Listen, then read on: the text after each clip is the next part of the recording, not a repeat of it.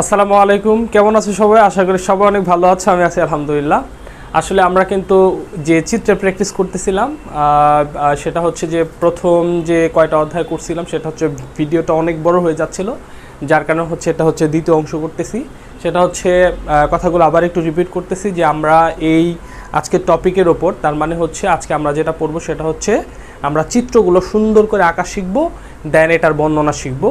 আর হচ্ছে আজকে আমরা যেই চিত্রগুলো আঁকা শিখবো এবং বর্ণনা শিখবো, পরীক্ষার মধ্যে যারা আমরা বায়োলজিতে দুর্বল তাদের জন্য শুধুমাত্র এই চিত্রগুলার ভালো করে প্র্যাকটিস করে গেলে, সেগুলোর বর্ণনা ভালো করে পড়ে গেলেই সেটা হচ্ছে A+ পাওয়ার জন্য যথেষ্ট হয়ে যাবে ইনশাআল্লাহ। তো এটা হচ্ছে আমাদের দ্বিতীয় ক্লাস, মনে রাখতে হবে। এটার একটা প্রথম অধ্যায়গুলোর জন্য, প্রথম দিকের অধ্যায়গুলোর জন্য প্রথম একটা ক্লাস আছে, এটা হচ্ছে আমাদের দ্বিতীয় ক্লাস। তার আগে বলে রাখছি সেটা হচ্ছে আমার বইটা কিন্তু চলে আসছে। আমার ওই ভিডিওটাতেও বইয়ের কথা বলছিলাম, আমি তোমাদের একটু বইটা দেখাতে চাই। সেটা হচ্ছে যে এই যে হচ্ছে আমার লেখা একটা বই, সেটা হচ্ছে সহজ বায়োলজি ফর নবম দশম শ্রেণী।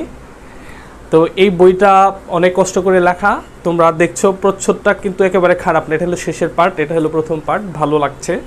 এবং শেষ ভিতরে পেজগুলো সুন্দর, অফ হোয়াইট পেজ। আশা করি বইটা হাতে পেলে খুব ভালো লাগবে, যে চমৎকার লাগবে এবং ক্যারিং করার মতো, যে কোনো জায়গায় যাওয়ার সময় বা কাউকে গিফট দেওয়ার জন্য ভালো কাজে লাগবে, যদি সেটা উপন্যাস হলে গিফট দেওয়া যেত। যাই হোক, বইটা তোমরা সংগ্রহ করতে পারো, বিশেষ করে যারা তোমরা আমার ক্লাস ফলো করো। কারণ হচ্ছে আমার ক্লাসগুলোতে আমি যেভাবে বুঝাই ঠিক সেভাবেই খুব সুন্দর আকারে A to Z বইয়ের কোশ্চেনগুলো, মানে একটা অধ্যায় থেকে কি পরিমাণ প্রশ্ন হইতে পারে, একটা প্রশ্ন কতভাবে হইতে পারে, এবং হচ্ছে ক নাম্বারের জন্য কতটুকু লিখবো, খ নাম্বারের জন্য কতটুকু লিখবো, গ নাম্বারের জন্য কীভাবে লিখবো, ঘ নাম্বারের জন্য কীভাবে লিখবো, একেবারে পাই টু পাই। একটুকু একটা বইয়ের মধ্যে তোমার গাইডগুলো দেখো, কত বড় গাইড, পড়ার পরেও প্রশ্ন কমন পড়ে না। একেবারে ছোট একটা বই, আমি তোমাদের কথা দিচ্ছি, প্রশ্ন যেভাবেই হোক, এটা আমার কনফিডেন্ট থেকে আমি বললাম। আমার ক্লাসগুলো যেমন আমি কনফিডেন্ট দিয়ে বলি যে আমার ক্লাসটা মনোযোগ সহকারে করলে তোমার অধ্যায়টা শেষ হয়ে যাবে, এবং ইভেন কিন্তু শেষ কিন্তু হয়ে যায়। সো ফাঁকা বুলি দিয়ে লাভ নাই। এই ছোট্ট একটা বই, এখানে বইয়ের পৃষ্ঠা হচ্ছে 135টা পৃষ্ঠা। তুমি যদি একটু ভালো করে পড়ো, আমি কথা দিচ্ছি, যেভাবে প্রশ্ন হোক প্রত্যেকটা প্রশ্ন এই বই থেকে কমন পাবা, এবং প্রত্যেকটা প্রশ্নের উত্তর এই বই সুন্দরভাবে দেওয়া আছে, যাতে 10-এর 10 পাওয়া যায়। আর গল্প করব না, বই নিলে নিবা, না নিলে নাই। আচ্ছা, সরি, তোমাদের হচ্ছে গুরুত্বপূর্ণ কয়েকটা 1 মিনিট বা কয় মিনিট সময় আমি একটু 1-1.5 মিনিট সময় নষ্ট করলাম, এজন্য আমি এক্সট্রিমলি সরি। তো আমরা এখন ক্লাসের মধ্যে ফিরবো, আমরা চিত্র আঁকা শিখবো। আজকে আমরা হচ্ছে প্রথম, মানে হচ্ছে আমরা দ্বিতীয় অধ্যায়, তারপরে চতুর্থ অধ্যায়, পঞ্চম অধ্যায়, ষষ্ঠ অধ্যায়, এই কয়টা, এবং অষ্টম অধ্যায়, এই কয়টা অধ্যায়ের আলোচনা হয়েছিল। দেন আজকে আমাদের টপিক হচ্ছে 11 এবং 12, এই অধ্যায় থেকে কি জিনিসগুলো আমরা প্র্যাকটিস করি। তো আমরা ক্লাসটা শুরু করছি। তো সর্বপ্রথম হচ্ছে অধ্যায় 11 থেকে পুংস্তবকের বর্ণনা চায়, এই বিষয়টা খুব ভালোভাবে মাথায় রাখো। পুংস্তবকের একটা প্রশ্ন, পুংস্তবকের বর্ণনা একটা গ নাম্বারের জন্য ইম্পর্টেন্ট প্রশ্ন। এই প্রশ্নটা হচ্ছে পরীক্ষার মধ্যে তোমার হচ্ছে গ নাম্বারের মধ্যে আসে, এবং হচ্ছে আমাদের যত গাইডগুলা যে আছে, কোনো গাইডের মধ্যে আমি উত্তরের ক্ষেত্রে এটার কোনো চিত্র দেখলাম না। সবচেয়ে ভালো হবে আমার বইটার মধ্যেই চিত্রটা সুন্দর করে আঁকা আছে, বলে দেওয়া আছে। ইভেন আমি আমার গত ক্লাসগুলো যে করি, ক্লাসগুলোর মধ্যে এটা চিত্র আর্ট করে ব্যাখ্যা দেওয়া আছে। তবে আজকে আবার নতুন করে সেই চিত্র, সহজ সিম্পল একটা চিত্র। দেখো, এমনি বর্ণনা দিলে তুমি 3-2 পাচ্ছ, আর পুংস্তবকের একটা চিত্র আর্ট করে দিলে আমি 3-3 পাচ্ছি। তো চিত্রটা আঁকতে আমার 20 সেকেন্ডের মতো সময় লাগবে, আমি কেন আঁকবো না? আমি যদি 20 সেকেন্ড খরচ করে একটা চিত্র আর্ট করি, সেখানে আমি 3-3 পাই, তাহলে আমি কেন আঁকবো না? অবশ্যই আঁকবো। তো চলো পুংস্তবকের চিত্রটা আমরা আঁকি। পুংস্তবকের চিত্র সবচেয়ে সহজ একটা চিত্র, একেবারে সিম্পল চিত্র। এই যে হচ্ছে একটা দাগ দিলাম। ও আর একটা কথা, সেটা হলো খাতা কলম বের করো, কারণ আমার চিত্র না আঁকলে ক্লাস বুঝবে না।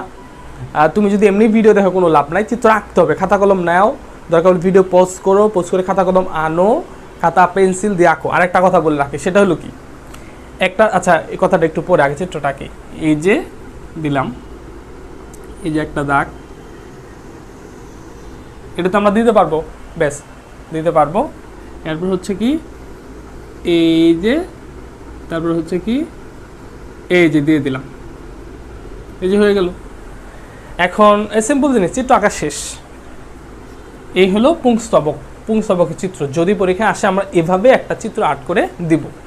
তো আর হচ্ছে আমরা এই যে এখানে একটু ফোঁটা ফোঁটা দিয়ে দিব, এই ফোঁটা ফোঁটাগুলো কেন দিব, এগুলা কি সেগুলো একটু পরে আমরা বুঝতে পারবো। তো এখানে আমরা এটা একটু করে দিলাম। ওকে, এই যে আমার কমপ্লিট চিত্র আঁকা শেষ। তো একটু চিত্রকে আঁকতে পারবো না, সহজ জিনিস। এখন আমরা ইন্ডিকেট করবো কোনটা কি। দেখো এই যে, তো পুংস্তবকটা হলো দুইটা ভাগে বিভক্ত, দণ্ডের মতো একটা অংশ আর উপরে থলির মতো একটা অংশ। দণ্ডের মতো একটা অংশ, উপরে থলির মতো একটা অংশ। এই দণ্ডটাকে কি বলে? পুংদণ্ড। পুংদণ্ড বা পরাগদণ্ড একই জিনিস। পুংদণ্ড যেটা, পরাগদণ্ডও সেটা। আচ্ছা, আর এটা হলো কি? উপরে থলির মতো অংশটা কি? পরাগথলি।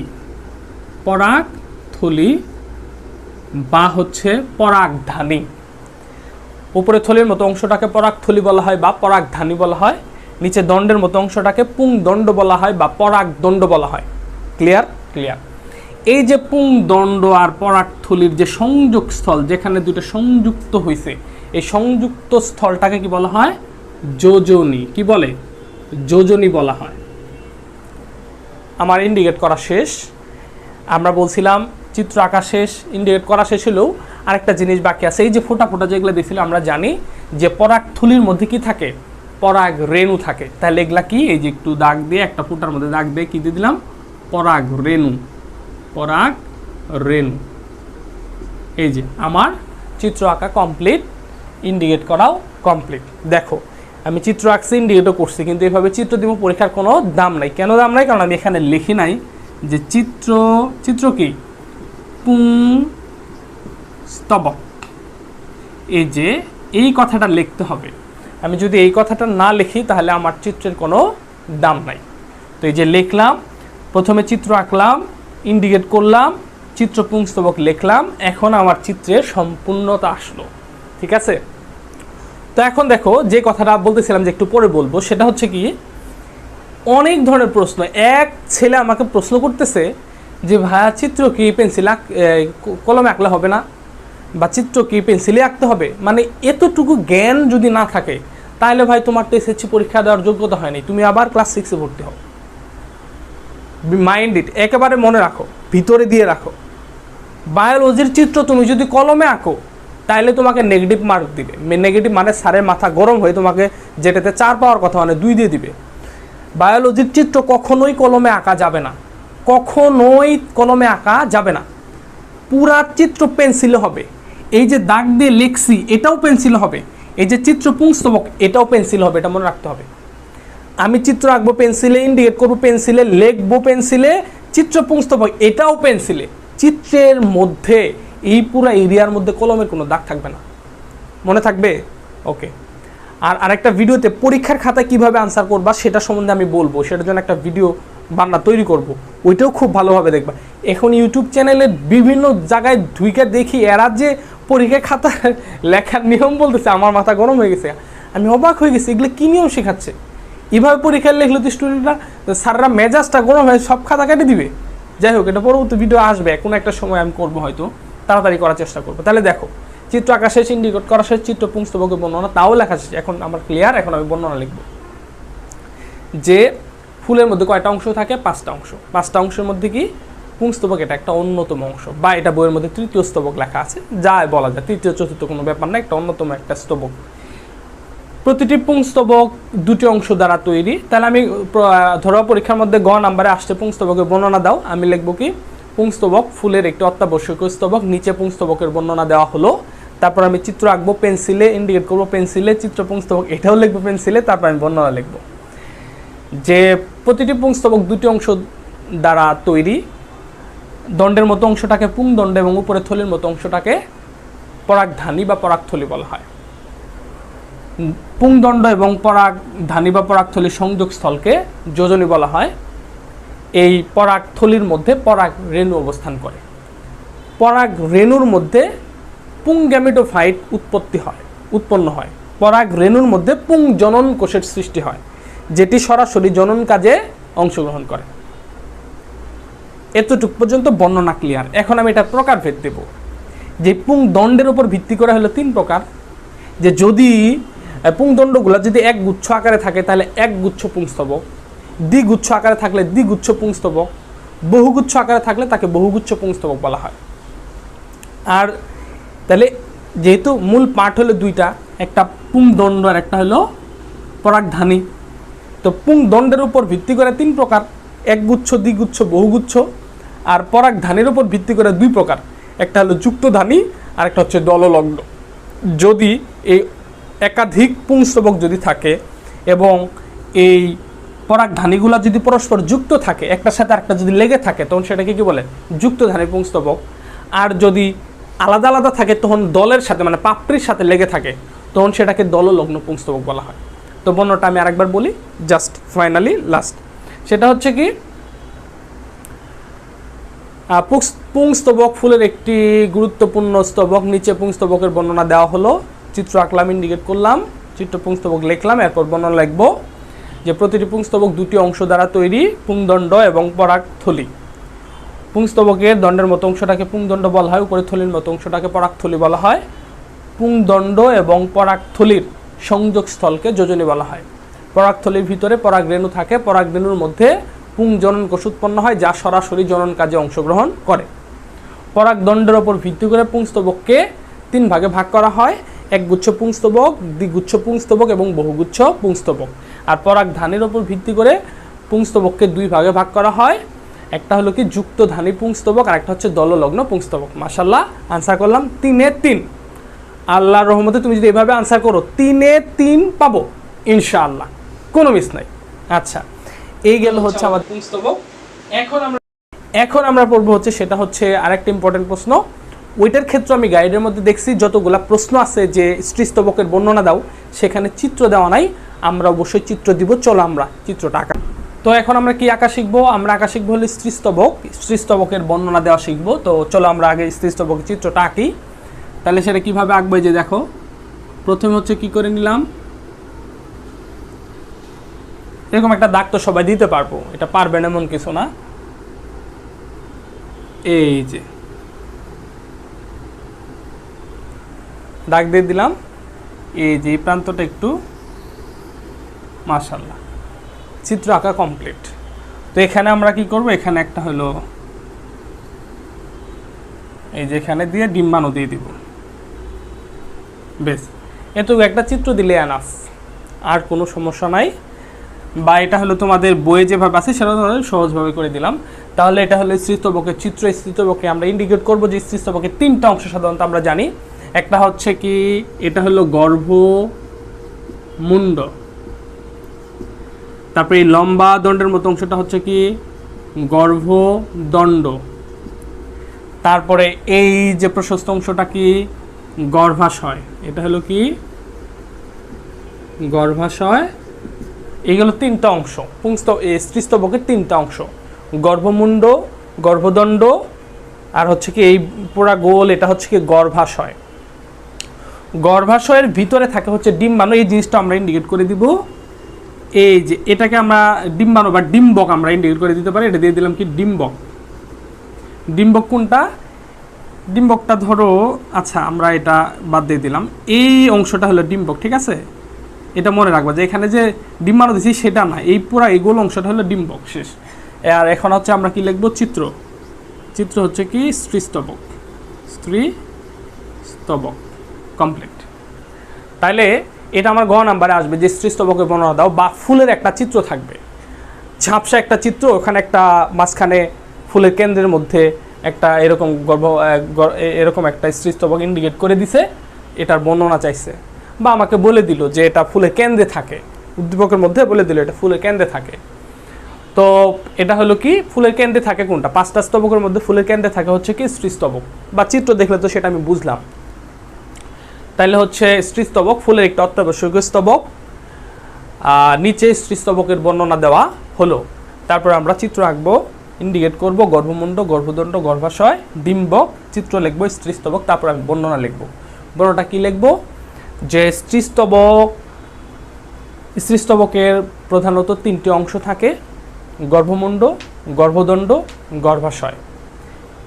তো স্ত্রীস্তবকের একেবারে উপরের অংশটাকে বলা হয় গর্ভমুণ্ড, এবং মাঝখানে দণ্ডের মতো লম্বা অংশটাকে গর্ভদণ্ড বলে, এবং শেষের দিকে প্রশস্ত অংশটাকে গোলাকার প্রশস্ত অংশটাকে গর্ভাশয় বলা হয়। গর্ভাশয়ের মধ্যে ডিম্বক অবস্থান করে এবং ডিম্বকের মধ্যে স্ত্রী জনন কোষ তৈরি হয় যা সরাসরি জনন কাজে অংশগ্রহণ করে। দেখো একটু আগে আমরা যখন পুংস্তবক পড়লাম সেখানে কিন্তু বলছি যে পরাগধানীর মধ্যে পরাগরেণু থাকে, এটার মধ্যে পুং জনন কোষ তৈরি হয় যা সরাসরি জনন কাজে অংশগ্রহণ করে। একই কথা, গর্ভাশয়ের মধ্যে ডিম্বক থাকে, ডিম্বকের মধ্যে স্ত্রী জনন কোষ উৎপন্ন হয় যা সরাসরি জনন কাজে অংশগ্রহণ করে। একই কথা, পুরুষের জায়গায় স্ত্রী, পুংয়ের জায়গায় স্ত্রী। তাহলে গর্ভাশয়ের মধ্যে ডিম্বক থাকে, ডিম্বকের মধ্যে ডিম্বাণু তৈরি হয় বা স্ত্রী জনন কোষ তৈরি হয় যা সরাসরি জনন কাজে অংশগ্রহণ করে। গেল। আর এখন এটা বলনা শেষ, এখন এটার আমরা ওই যে প্রকারভেদ বলবো। এটা প্রকারভেদ হচ্ছে কি, যদি কোনো ফুলের মধ্যে একটা স্ত্রীস্তবক থাকে তাহলে তো কোনো কথা নেই, সেটার মধ্যে একটা স্ত্রীস্তবকই। কিন্তু যদি কোনো ফুলের মধ্যে একাধিক স্ত্রীস্তবক থাকে তখন সেটার প্রকারভেদ করা হয় যে একাধিক স্ত্রীস্তবকগুলা কি যুক্ত অবস্থায় আছে নাকি আলাদা আলাদা আছে। তাহলে যদি একাধিক স্ত্রীস্তবক থাকে এবং যদি যুক্ত অবস্থায় থাকে তখন সেটাকে কি বলে, যুক্ত গর্ভপত্রী স্ত্রীস্তবক, মানে গর্ভপত্র। এই যে টোটাল এই অংশটাকেই কি বলা হয়, একটা গর্ভপত্র। কি বলে, তার মানে যেটাকে আমরা স্ত্রীস্তবক বলতেছি, টোটাল যেটা এখন আঁকছি এটা একটা গর্ভপত্র, মোটামুটি একই জিনিস। ঠিক আছে, একটা ফুলের মধ্যে যখন আমি বলবো তখন আমি বলবো এটা স্ত্রীস্তবক, কিন্তু আমি একটা স্ত্রীস্তবকের ভিতরে, একটা ফুলের মধ্যে অনেকগুলো স্ত্রীস্তবক আছে, স্ত্রীস্তবক অনেকগুলো পার্ট আছে, যখন আমি একটাকে আঁকলাম তখন সেটাকে গর্ভপত্র বলতেছে। ইজি। তাহলে যখন একাধিক গর্ভপত্র থাকবে এবং তারা যুক্ত অবস্থায় থাকবে তখন সেটাকে কি বলে, যুক্ত গর্ভপত্রী স্ত্রীস্তবক। আবার যখন আলাদা আলাদা থাকবে তখন সেটাকে কি বলবে, বিযুক্ত গর্ভপত্রী স্ত্রীস্তবক। তাহলে টোটাল বর্ণটা আমি একবার দিই। ধরো গ নাম্বার আসছে স্ত্রীস্তবকের বর্ণনা দাও, আমি লিখলাম স্ত্রীস্তবক ফুলের একটি অন্যতম অত্যাবশ্যকীয় স্তবক। নিচে স্ত্রীস্তবকের বর্ণনা দেওয়া হলো, চিত্র আঁকলাম, ইন্ডিকেট করলাম, চিত্র স্ত্রীস্তবক লিখলাম। এরপর আমি বর্ণনা দিব যে প্রতিটি স্ত্রীস্তবক তিনটি অংশ নিয়ে গঠিত হয়, গর্ভমুণ্ড, গর্ভদণ্ড এবং গর্ভাশয়।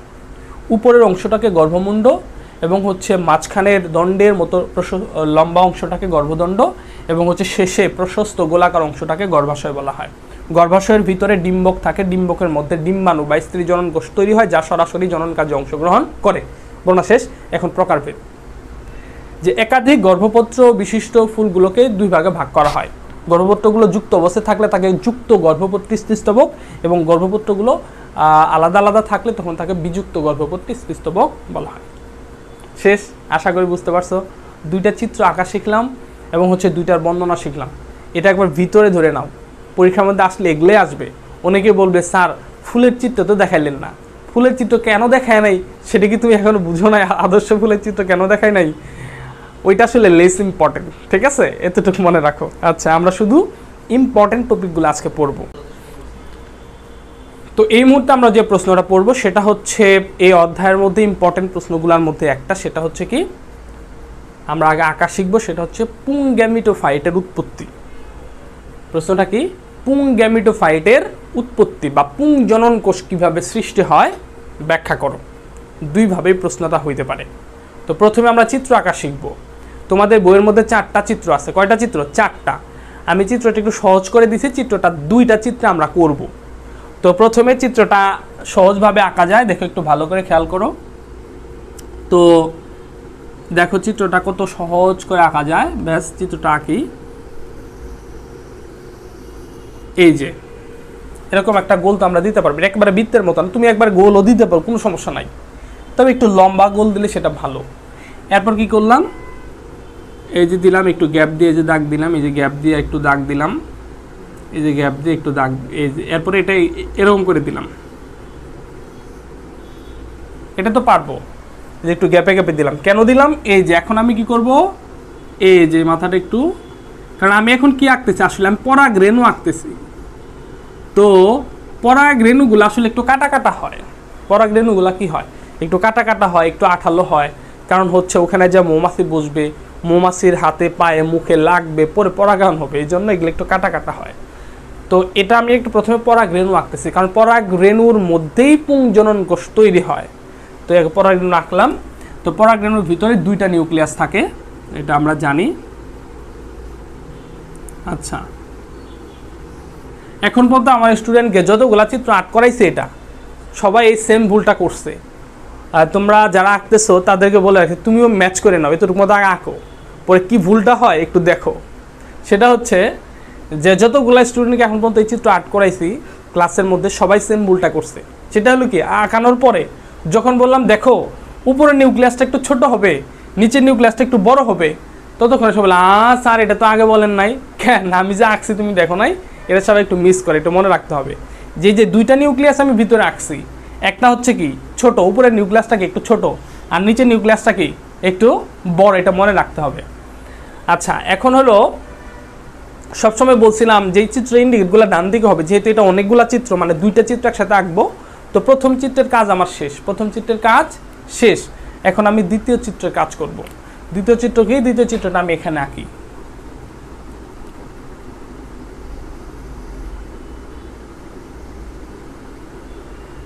এই যে গোল তো সবাই দিতে পারবা, গোল সবাই দিয়ে নাও, দিলাম। এই যে এখানে গ্যাপ রাখছি এটা কিন্তু আমি পূরণ করি নাই, এখান থেকে আমি কি করব, একটা নালি বের করে দিব। এই যে নালি বের করে দিয়ে নালিটা আমি বাঁকায় দিব, এই যে নালি বের করে দিয়ে নালিটা আমি কি করলাম, বাঁকায় দিলাম। এই যে আল্লাহর রহমতে চিত্র আঁকা শেষ। এখন দেখো বইয়ের চিত্রের সাথে মিলানো কি জরুরি? বইয়ের চিত্রগুলো তো কালারফুল চিত্র, তুমি কি পরীক্ষার হলে কালারফুল চিত্র আঁকবা? তার মানে বোঝা গেল কি বইয়ের মতো চিত্র আমার আঁকতে হবে না, এটা বা নিয়মই নাই। পরীক্ষার হলে চিত্র মধ্যে কি কালার করতে দিবে, তোমাকে কালার করতে দিবে, পেন্সিলে আঁকতে হবে, আর বইয়ের চিত্র তো পেন্সিলে না। সো এখানেই তো বোঝা যায় যে বইয়ের চিত্র মতো আমার হওয়া যাবে না, এটা মনে রাখবা। চিত্র সবসময় কি হবে, সহজ সরল ইজি চিত্র হবে, ঠিক আছে, এটা মনে রাখবা। তো এটা এই যে উপরে কাহিনীগুলো করে দেই সেমভাবে, এই যে গ্যাপ দিয়ে করে দিলাম, এই যে কাটা কাটা দিয়ে দিলাম। এই যে আল্লাহর মতো চিত্র আঁকা কমপ্লিট। এটা বর্ণনা আসলেই বোঝা যাবে যে আসলে কি আঁকতেছি। তার আগে তুমি এই যে এখানে একটু গোল দিয়ে নাও, এখানে একটা গোল দিয়ে দিলাম, এটা আমার দরকারি জিনিস না। এখানে আমি আমার এই যে দরকারি এটা, এই যে হচ্ছে এখানে দুইটা কাজ আমি করলাম। একটা হচ্ছে এখানে এই যে একটা নিউক্লিয়াস, এখানে যে দুইটা নিউক্লিয়াস হচ্ছে আমার ইম্পর্টেন্ট, এটা কিন্তু একেবারে ভরাট করে দিচ্ছে, আর এই দুইটা কিন্তু ভরাট না, এটা মনে রাখবা। এটা একবারে ভরাট, কিন্তু এই দুইটা কিন্তু ফাঁকা। কেন ফাঁকা? যখন আমরা ইন্ডিকেটগুলো লিখবো তখনই বোঝা যাবে। আমার চিত্র আঁকা কমপ্লিট, আর কোনো কাজ নাই, চিত্র আঁকা শেষ। আচ্ছা, এখন আমি ইন্ডিকেট করব। এই চিত্রের ক্ষেত্রে আমি সবগুলা চিত্রের ইন্ডিকেট আমি একবারে দেখাবো, তো তুমি এভাবে দিতে পারো, বা আলাদা এটার ইন্ডিকেট করে আলাদা এটা ইন্ডিকেট করতে পারো। আমি একবারে দেখাই, পরীক্ষা মধ্যে একবারে দেখাও, কোনো সমস্যা নাই। তো আমরা প্রথমে, এটা হলো পরাগরেণু, পরাগরেণুর ভিতরে পুংজনন কোষ তৈরি হয়, কীভাবে হয় সেটার আমরা ব্যাখ্যা দেওয়ার চেষ্টা করব। তাহলে পরাগরেণুটা হলো দুইটা স্তর বিশিষ্ট, এই যে একটা স্তর, এই যে একটা স্তর। কয়টা স্তর? দুইটা স্তর, এই যে একটা স্তর, এই যে একটা স্তর, বাইরের স্তর। এটাকে বলে বহিস্তর বা বহিতক। বহিতক, এটার নাম কি? বহিতক। এই যে এটা, আর এটা হলো বহিতক, বা এটাকে বলে এক্সাইন। বহিতক ইংরেজিতে কি বলে? এক্সাইন। ভিতরটা হচ্ছে অন্ততক, এই যে ভিতরে এটা হচ্ছে কি? অন্ততক, অন্ততক, বা এটাকে বলে ইনটাইন। একটা গেল এক্সাইন, একটা গেল ইনটাইন, অন্ততক। তো দেখো আমরা ইন্ডিকেটগুলো দেখি। তো এটার বাইরের যে ত্বক সেটা হলো বহিতক, ভিতরের যে ত্বক এটা হলো অন্ততক। ভিতরে দুইটা নিউক্লিয়াস আছে, উপরের নিউক্লিয়াসটা একটু ছোট, এই নিউক্লিয়াসটা মূলত জনন কাজে অংশগ্রহণ করে, এটাই মূল আকর্ষণ। এটা হলো কি? জনন নিউক্লিয়াস। আর পরে যে অপেক্ষাকৃত বড় নিউক্লিয়াস আছে এটা হচ্ছে কি? নালী নিউক্লিয়াস, কারণ এটা নালী তৈরি করে। যে যেই কাজ করে সেই কাজ অনুসারে তার নাম হয়। রিক্সা চালায় রিক্সা চালক, বা রাস্তা দিয়ে যাইতেছে ব্যাংকারের বাড়ি, আরে ওই লোকের নাম হলো ধরো মিস্টার ফজলুল হক, মিস্টার ফজলুল হকের বাড়ি, কিন্তু সেখানে আমরা কি বলতেছি? ব্যাংকারের বাড়ি। আসলে কি মিস্টার ফজলুল হক কী করে? ব্যাংকের চাকরি করে, এই জন্য তার নাম কি হয়েছে? ব্যাংকার, এই জন্য বাড়ি হয়েছে ব্যাংকার। তো সেই ক্ষেত্রে মানুষ যেটা করে, রাস্তা দিয়ে যেতে হয়, দেখো ওটা স্যারের বাড়ি। আসলে কি স্যারের কি নাম নাই? নাম আছে, কিন্তু স্যারের বাড়ি কেন হলো? উনি পড়ান। যে যেটা করে সেটা অনুসারে তার নাম হয়। এই নিউক্লিয়াসটা জনন কাজে অংশগ্রহণ করে, এই জন্য এটার নাম জনন নিউক্লিয়াস। এই নিউক্লিয়াসটা নালী তৈরি করে, এই জন্য এটাকে বলে নালী নিউক্লিয়াস। এই যে লম্বা একটা নালী হয়েছে, দেখো এখানে এটা ছিল, এখানে আসবে, আসার পরে এই যে দরজাটা আছে, এখানে এসে সে নালী তৈরি করবে। এই যে নালী, এই যে এটা হচ্ছে কি? নালী, পরাগ নালী। এই নালীটাকে তৈরি করছে, এই নালী নিউক্লিয়াসে এই নালীটা তৈরি করছে, যে ইন্ডিকেট করলাম এটা হলো নালী। নালীটা তৈরি করবে, নালীটা আস্তে আস্তে বড় হবে, আর আস্তে আস্তে বড় হবে, আস্তে আস্তে বড় হবে, নিচের দিকে যেতে থাকবে। এই পথ দিয়ে এই জনন নিউক্লিয়াস যেতে থাকবে, জনন নিউক্লিয়াস যেতে থাকবে, জনন নিউক্লিয়াস যেতে থাকবে, এবং যখন মাঝামাঝি বরাবর যাবে তখন এই জনন নিউক্লিয়াসটার মধ্যে বিভাজন হবে। একটা নিউক্লিয়াস থেকে কয়টা হবে? দুইটা। এই যে একটা নিউক্লিয়াস থেকে দুইটা হলো, এটাই আসতেছে আসতেছে আসতেছে, এর ভিতরে মাইটোসিস বিভাজন হলো, হওয়ার ফলে একটা থেকে দুইটা হলো, দুইটা হওয়ার পরে এই যে দুইটা, এই দুইটাই হচ্ছে পুংজনন কোষ। পুংজনন কোষ। কথা কি বুঝাইতে পারছি? তাহলে দেখো, এই যে আমরা বললাম যে তাহলে নালী নিউক্লিয়াস নালী তৈরি করবে, এই পথ দ্বারা এই জনন নিউক্লিয়াসটা যাবে। জনন নিউক্লিয়াসটা যাওয়ার পথেই মাইটোসিস বিভাজন হয়ে একটা থেকে দুইটা হয়ে যাবে। দেখো, এই যে জনন নিউক্লিয়াসটা যাবে, জনন নিউক্লিয়াসটা এখানে আছে না? এখানে আছে। তো এখান থেকে সে যাবে যাবে যাবে যাবে যাবে যাবে যাবে, এখন কখন যে মাইটোসিস বিভাজন হবে এটা জানে না।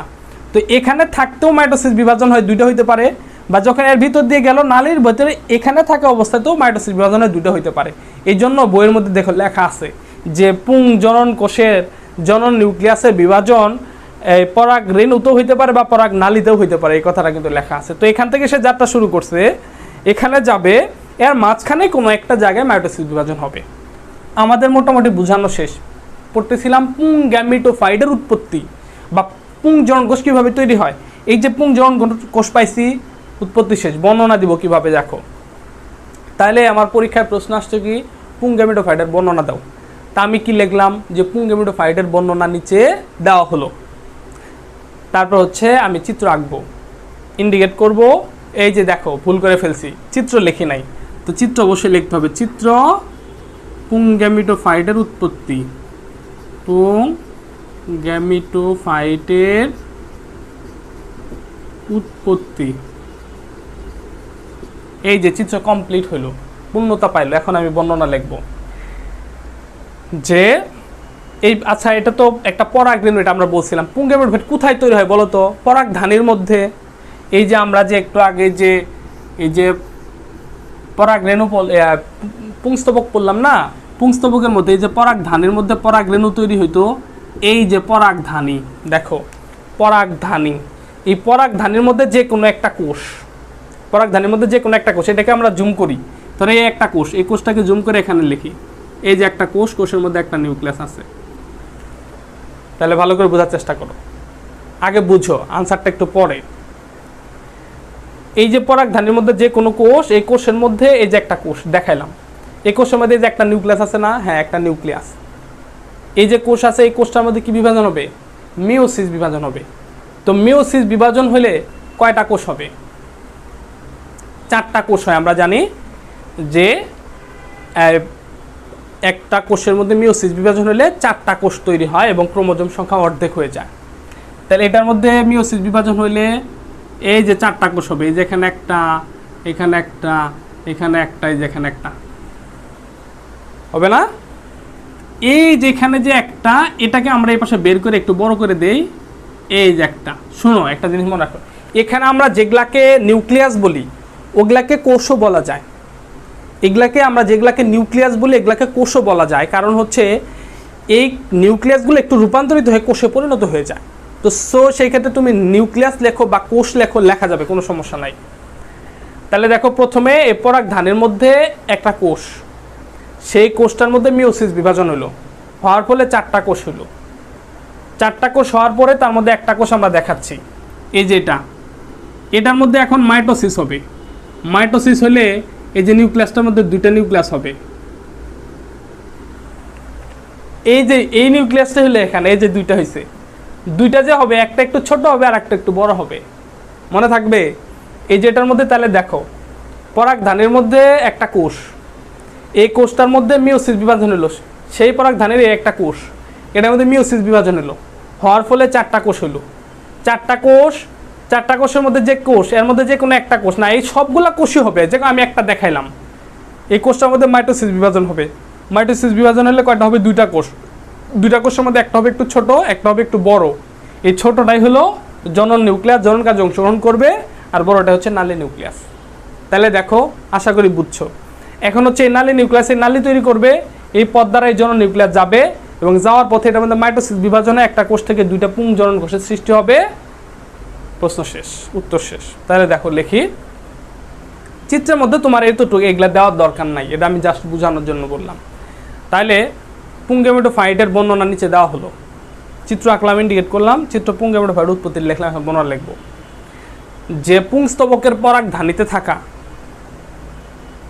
একটি মাতৃকোষ বিভাজিত হয়ে 4টি অপত্য কোষের সৃষ্টি করে এবং এই 4টি কোষের এই কোষগুলোর মধ্যে মাইটোসিস বিভাজনের মাধ্যমে 2টি নিউক্লিয়াসের সৃষ্টি হয়। একটি নিউক্লিয়াস অপেক্ষাকৃত ছোট, এটি জনন কাজে অংশগ্রহণ করে, এটাকে জনন নিউক্লিয়াস বলা হয়, এবং একটি নিউক্লিয়াস অপেক্ষাকৃত বড় হয়, এটি নালী তৈরি করে, এই জন্য এটাকে নালী নিউক্লিয়াস বলা হয়। নালী নিউক্লিয়াস নালী তৈরি করলে এই পথ দ্বারা জনন নিউক্লিয়াস অতিক্রম করে এবং অতিক্রম করার পথে জনন নিউক্লিয়াসের মধ্যে মাইটোসিস বিভাজন ঘটে এবং একটি জনন নিউক্লিয়াস 2টি পুংজনন কোষে পরিণত হয়। এভাবেই পুংগেমেটোফাইটের উৎপত্তি সম্পন্ন হয়। কথা ক্লিয়ার? ক্লিয়ার। বলুন, আমি আরেকবার বলি, লাস্টবার। পুংস্তবকের পরাগধানীতে থাকা মাতৃকোষগুলো মিওসিস বিভাজনের মাধ্যমে 4টি হ্যাপ্লয়েড কোষে পরিণত হয় এবং এই কোষগুলোর মধ্যে মাইটোসিস বিভাজন ঘটলে 2টি নিউক্লিয়াসের সৃষ্টি করে। একটি নিউক্লিয়াস অপেক্ষাকৃত ছোট, একটি জনন কাজে অংশগ্রহণ করে, এই জন্য এটিকে জনন নিউক্লিয়াস বলা হয়, এবং একটি অপেক্ষাকৃত বড় নিউক্লিয়াসটি নালী তৈরিতে অংশগ্রহণ করে, এই জন্য এটাকে নালী নিউক্লিয়াস বলা হয়। নালী নিউক্লিয়াস নালী তৈরি করলে এই পথ দ্বারা জনন নিউক্লিয়াস অতিক্রম করে এবং অতিক্রম করার পথেই মাইটোসিস বিভাজনের মাধ্যমে 2টি পুংজনন কোষের সৃষ্টি করে। এভাবেই পুংগেমেটোফাইটের উৎপত্তি সম্পন্ন হয়। এরপরেও তুমি যদি না বুঝো তাহলে বুঝবা, না বুঝলে তো আমার কিছু করার নাই। আচ্ছা দেখো, তো আমরা এই প্রশ্নটা শিখে ফেললাম। এখন আমরা যে চিত্রটা প্র্যাকটিস করব সেটা হলো তোমাদের অধ্যায় 11-র মধ্যে সবচেয়ে বেশি ইম্পর্টেন্ট, সেটা হচ্ছে কি স্ত্রী গ্যামেটোফাইটের উৎপত্তি। তো এখন আমরা যে প্রশ্নটা পড়ব সেটা হচ্ছে কি স্ত্রী গ্যামেটোফাইটের উৎপত্তি।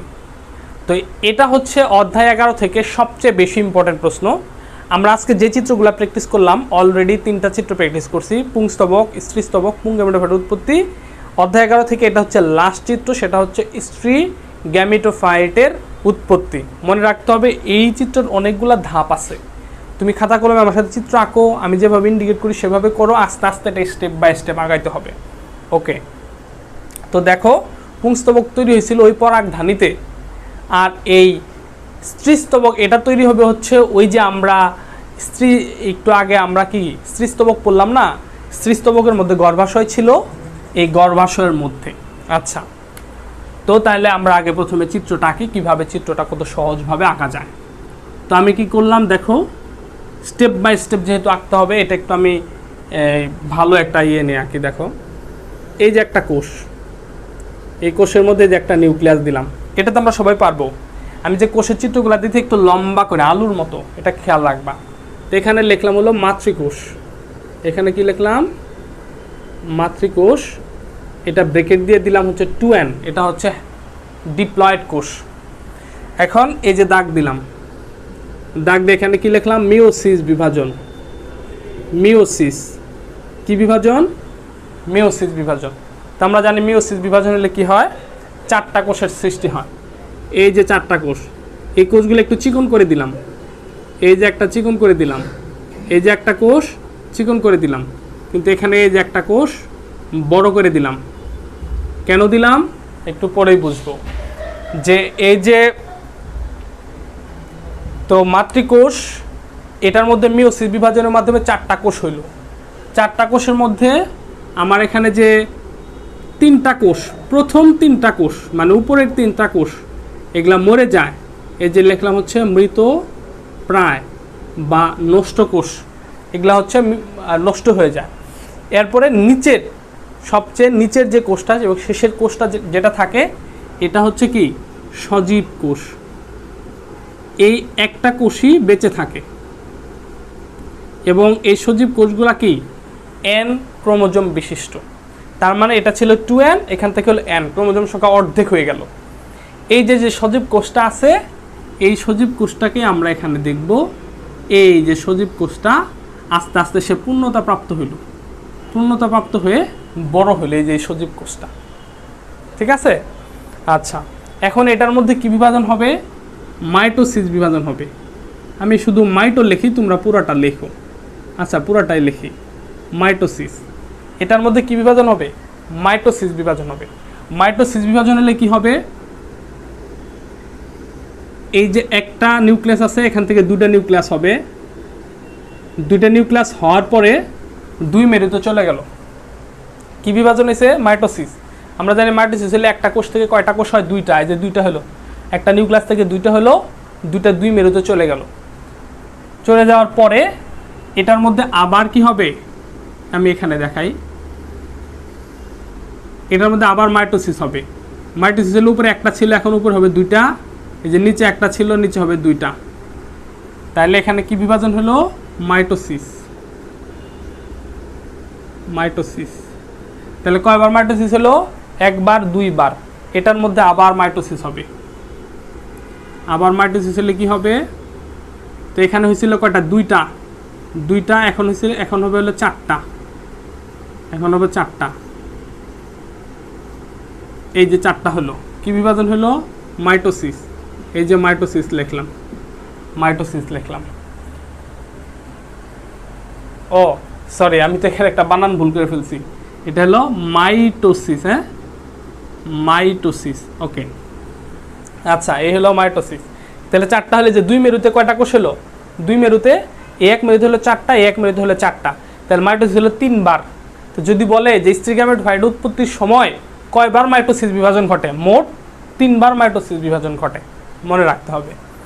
এখন হলো কি, এই চিত্রটা আমি একটু ভালো করে আঁকবো, একটু গুরুত্ব দিয়ে আঁকবো। এই যে স্টেপটা, সেটা হলো এই যে দিলাম, এখানে যে চারটা ছিল, চারটার মধ্যে এখানে তিনটা থাকবে, তিনটা থাকলো, একটা মাঝখানে চলে আসবে। এখানে চারটা ছিল, একটা মাঝখানে চলে যাবে। এই যে দুইটা একত্রিত হলো মাঝখানে গিয়ে, তাহলে এখানে একটা চলে আসছে, এখানে একটা চলে, এখানে তিনটা আছে। এখানে যে তিনটা থাকবে, মাঝখানেরটা হলো একটু বড়, মাঝখানেরটা একটু বড়, দুই পাশে দুইটা একটু ছোট। এখানে মাঝখানেরটা একটু বড়, দুই পাশে দুইটা ছোট, আর উপরে তিনটা, আর মাঝখানে আসলো দুইটা। এখানে আমাদের মূল ইন্ডিকেটের বিষয়টা, যেটা আমাদের ভুল করা যাবে না। দেখো উপরে এই যে বড় যেটা, এটার নাম হলো ডিম্বাণু। এটার নাম কি? ডিম্বাণু বা স্ত্রী জনন কোষ। আমরা এটারই উৎপত্তি পড়তেছি। আমাদের প্রশ্নই হলো যে কিভাবে ডিম্বাণু তৈরি হয়, স্ত্রী গ্যামেটোফাইটের উৎপত্তি কিভাবে সম্পন্ন হয়।